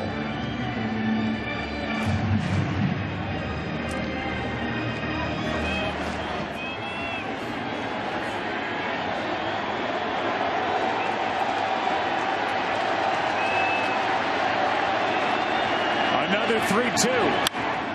In the air to right center field. That ball is down for a base hit. That's a no doubles defense base hit because the outfield had to play extra deep. But you're willing to give a guy like Molina a single instead of a double. Ellsbury can't get to it, neither can Victorino, but Victorino catches that ball normally. John Farrell's going to go to his bullpen. The closer, Koji Uehara, is coming in with Alan Craig announced as the pinch hitter. The best late inning reliever the Red Sox have against Alan Craig in the 9th when we come back.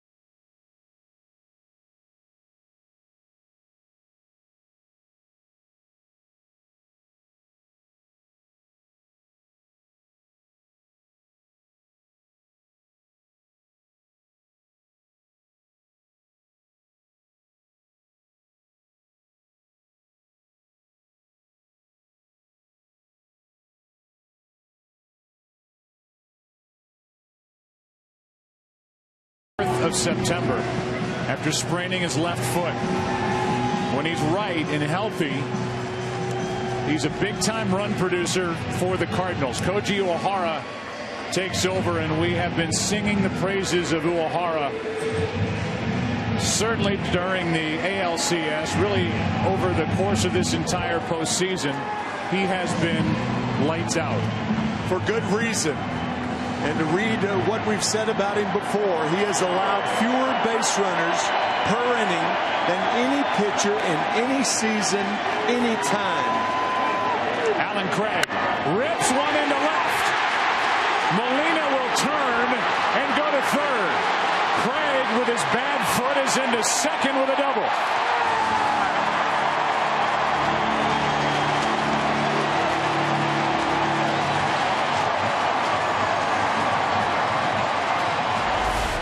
As soon as it's out of my mouth, he allows a double to Alan Craig. First pitch, looking for a fastball, getting it.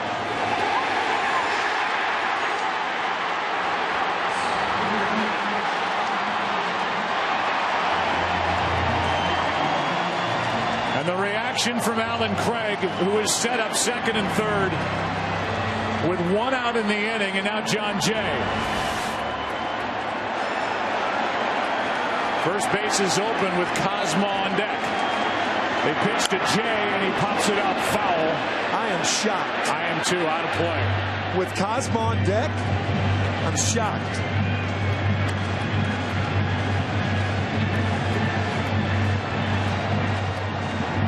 Cardinals really don't have anywhere else to go with their bench either. No, that's right.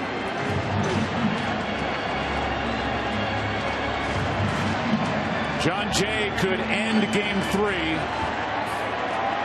Facing O'Hara, second and third, 1 out. Tie game in the 9th.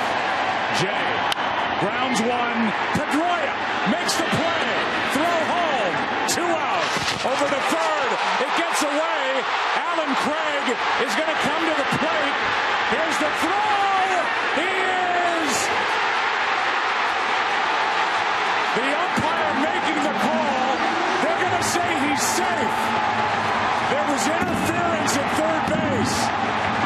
Interference with Middlebrooks at third. And the home plate umpire pointed to the plate. And you can see Jim Joyce saying obstruction as Craig was tripped coming down the line. And the Cardinals have won this game 5-4. Well, Jim Joyce, did he make the play? Did he make the call right away? It appears that he did, signaling the home plate umpire, Dana DeMuth. A remarkable play by Pedroia, who's dove to his right on the short hop, gets the first man. Watch Craig in the background going to third, so the first man is out. The throw is wide, and now Middlebrooks can't get out of the way. Obstruction is called. Craig, who can't run, normally would have been out at home. Saltalamacchia making a great play. There's 1 out. That's the second out. Wide throw at third. There's the obstruction. Middlebrooks. Unbelievable. This game ends with an obstruction call. This game ends 5-4 because of that right there. The throw home, it looked like the tag had Craig. Yes. But immediately Dana DeMuth points down to third base because of this. As the feet go up, Alan Craig gets tangled in the legs of Will Middlebrooks and can't get toward home plate without falling down. Inadvertently or otherwise. Jim Joyce must have had a signal with home plate umpire Dana DeMuth,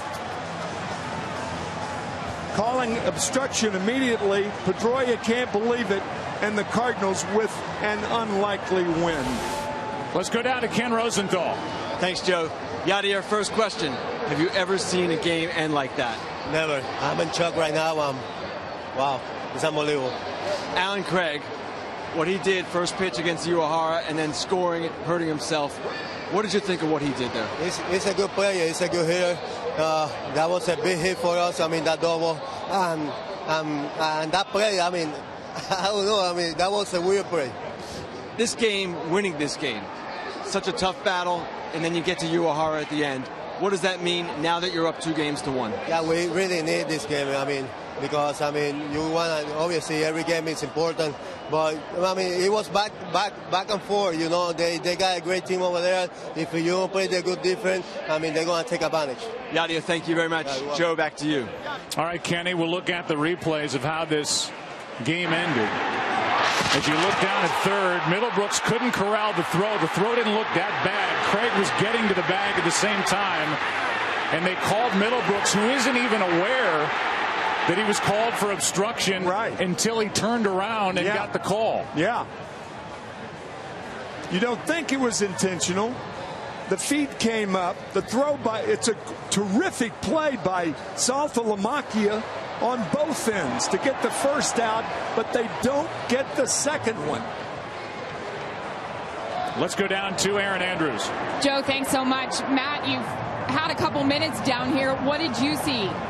I was actually down underneath. I get kind of nervous in those situations, so I just what I saw was Craig tripped over there and trying to run, and it looked like he couldn't get up, and you know, it's an obstruction call.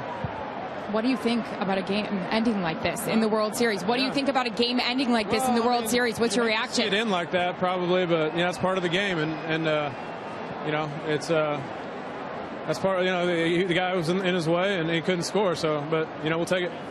You're up now 2-1 in the series. ending in a bizarre way like that. I mean, talk about what kind of momentum this gives you for tomorrow. Well, I mean, you're up 2-1, but you still have 2 more games to win. It's the first of 4, so try to win 1 game at a time. Tomorrow, trying to win tomorrow's game is all we can do. Matt, thanks so much. Joe, back over to you. All right, Aaron, thank you. So in the determination of the third base umpire, Jim Joyce, without the obstruction, the run would have scored. The obstruction happened with Middlebrooks and Alan Craig, who's running on a freshly recovered sprained left foot. He got up, tripped, through the legs of Middlebrooks, went down. That's the call, obstruction. And this unbelievable game, and by the way, Craig with an awkward slide at the plate. You wonder what the next couple of days hold for Alan Craig. He scores the winning run, and this game ends on an obstruction call. The final 5-4. Cardinals win, lead 2-1. Back after this.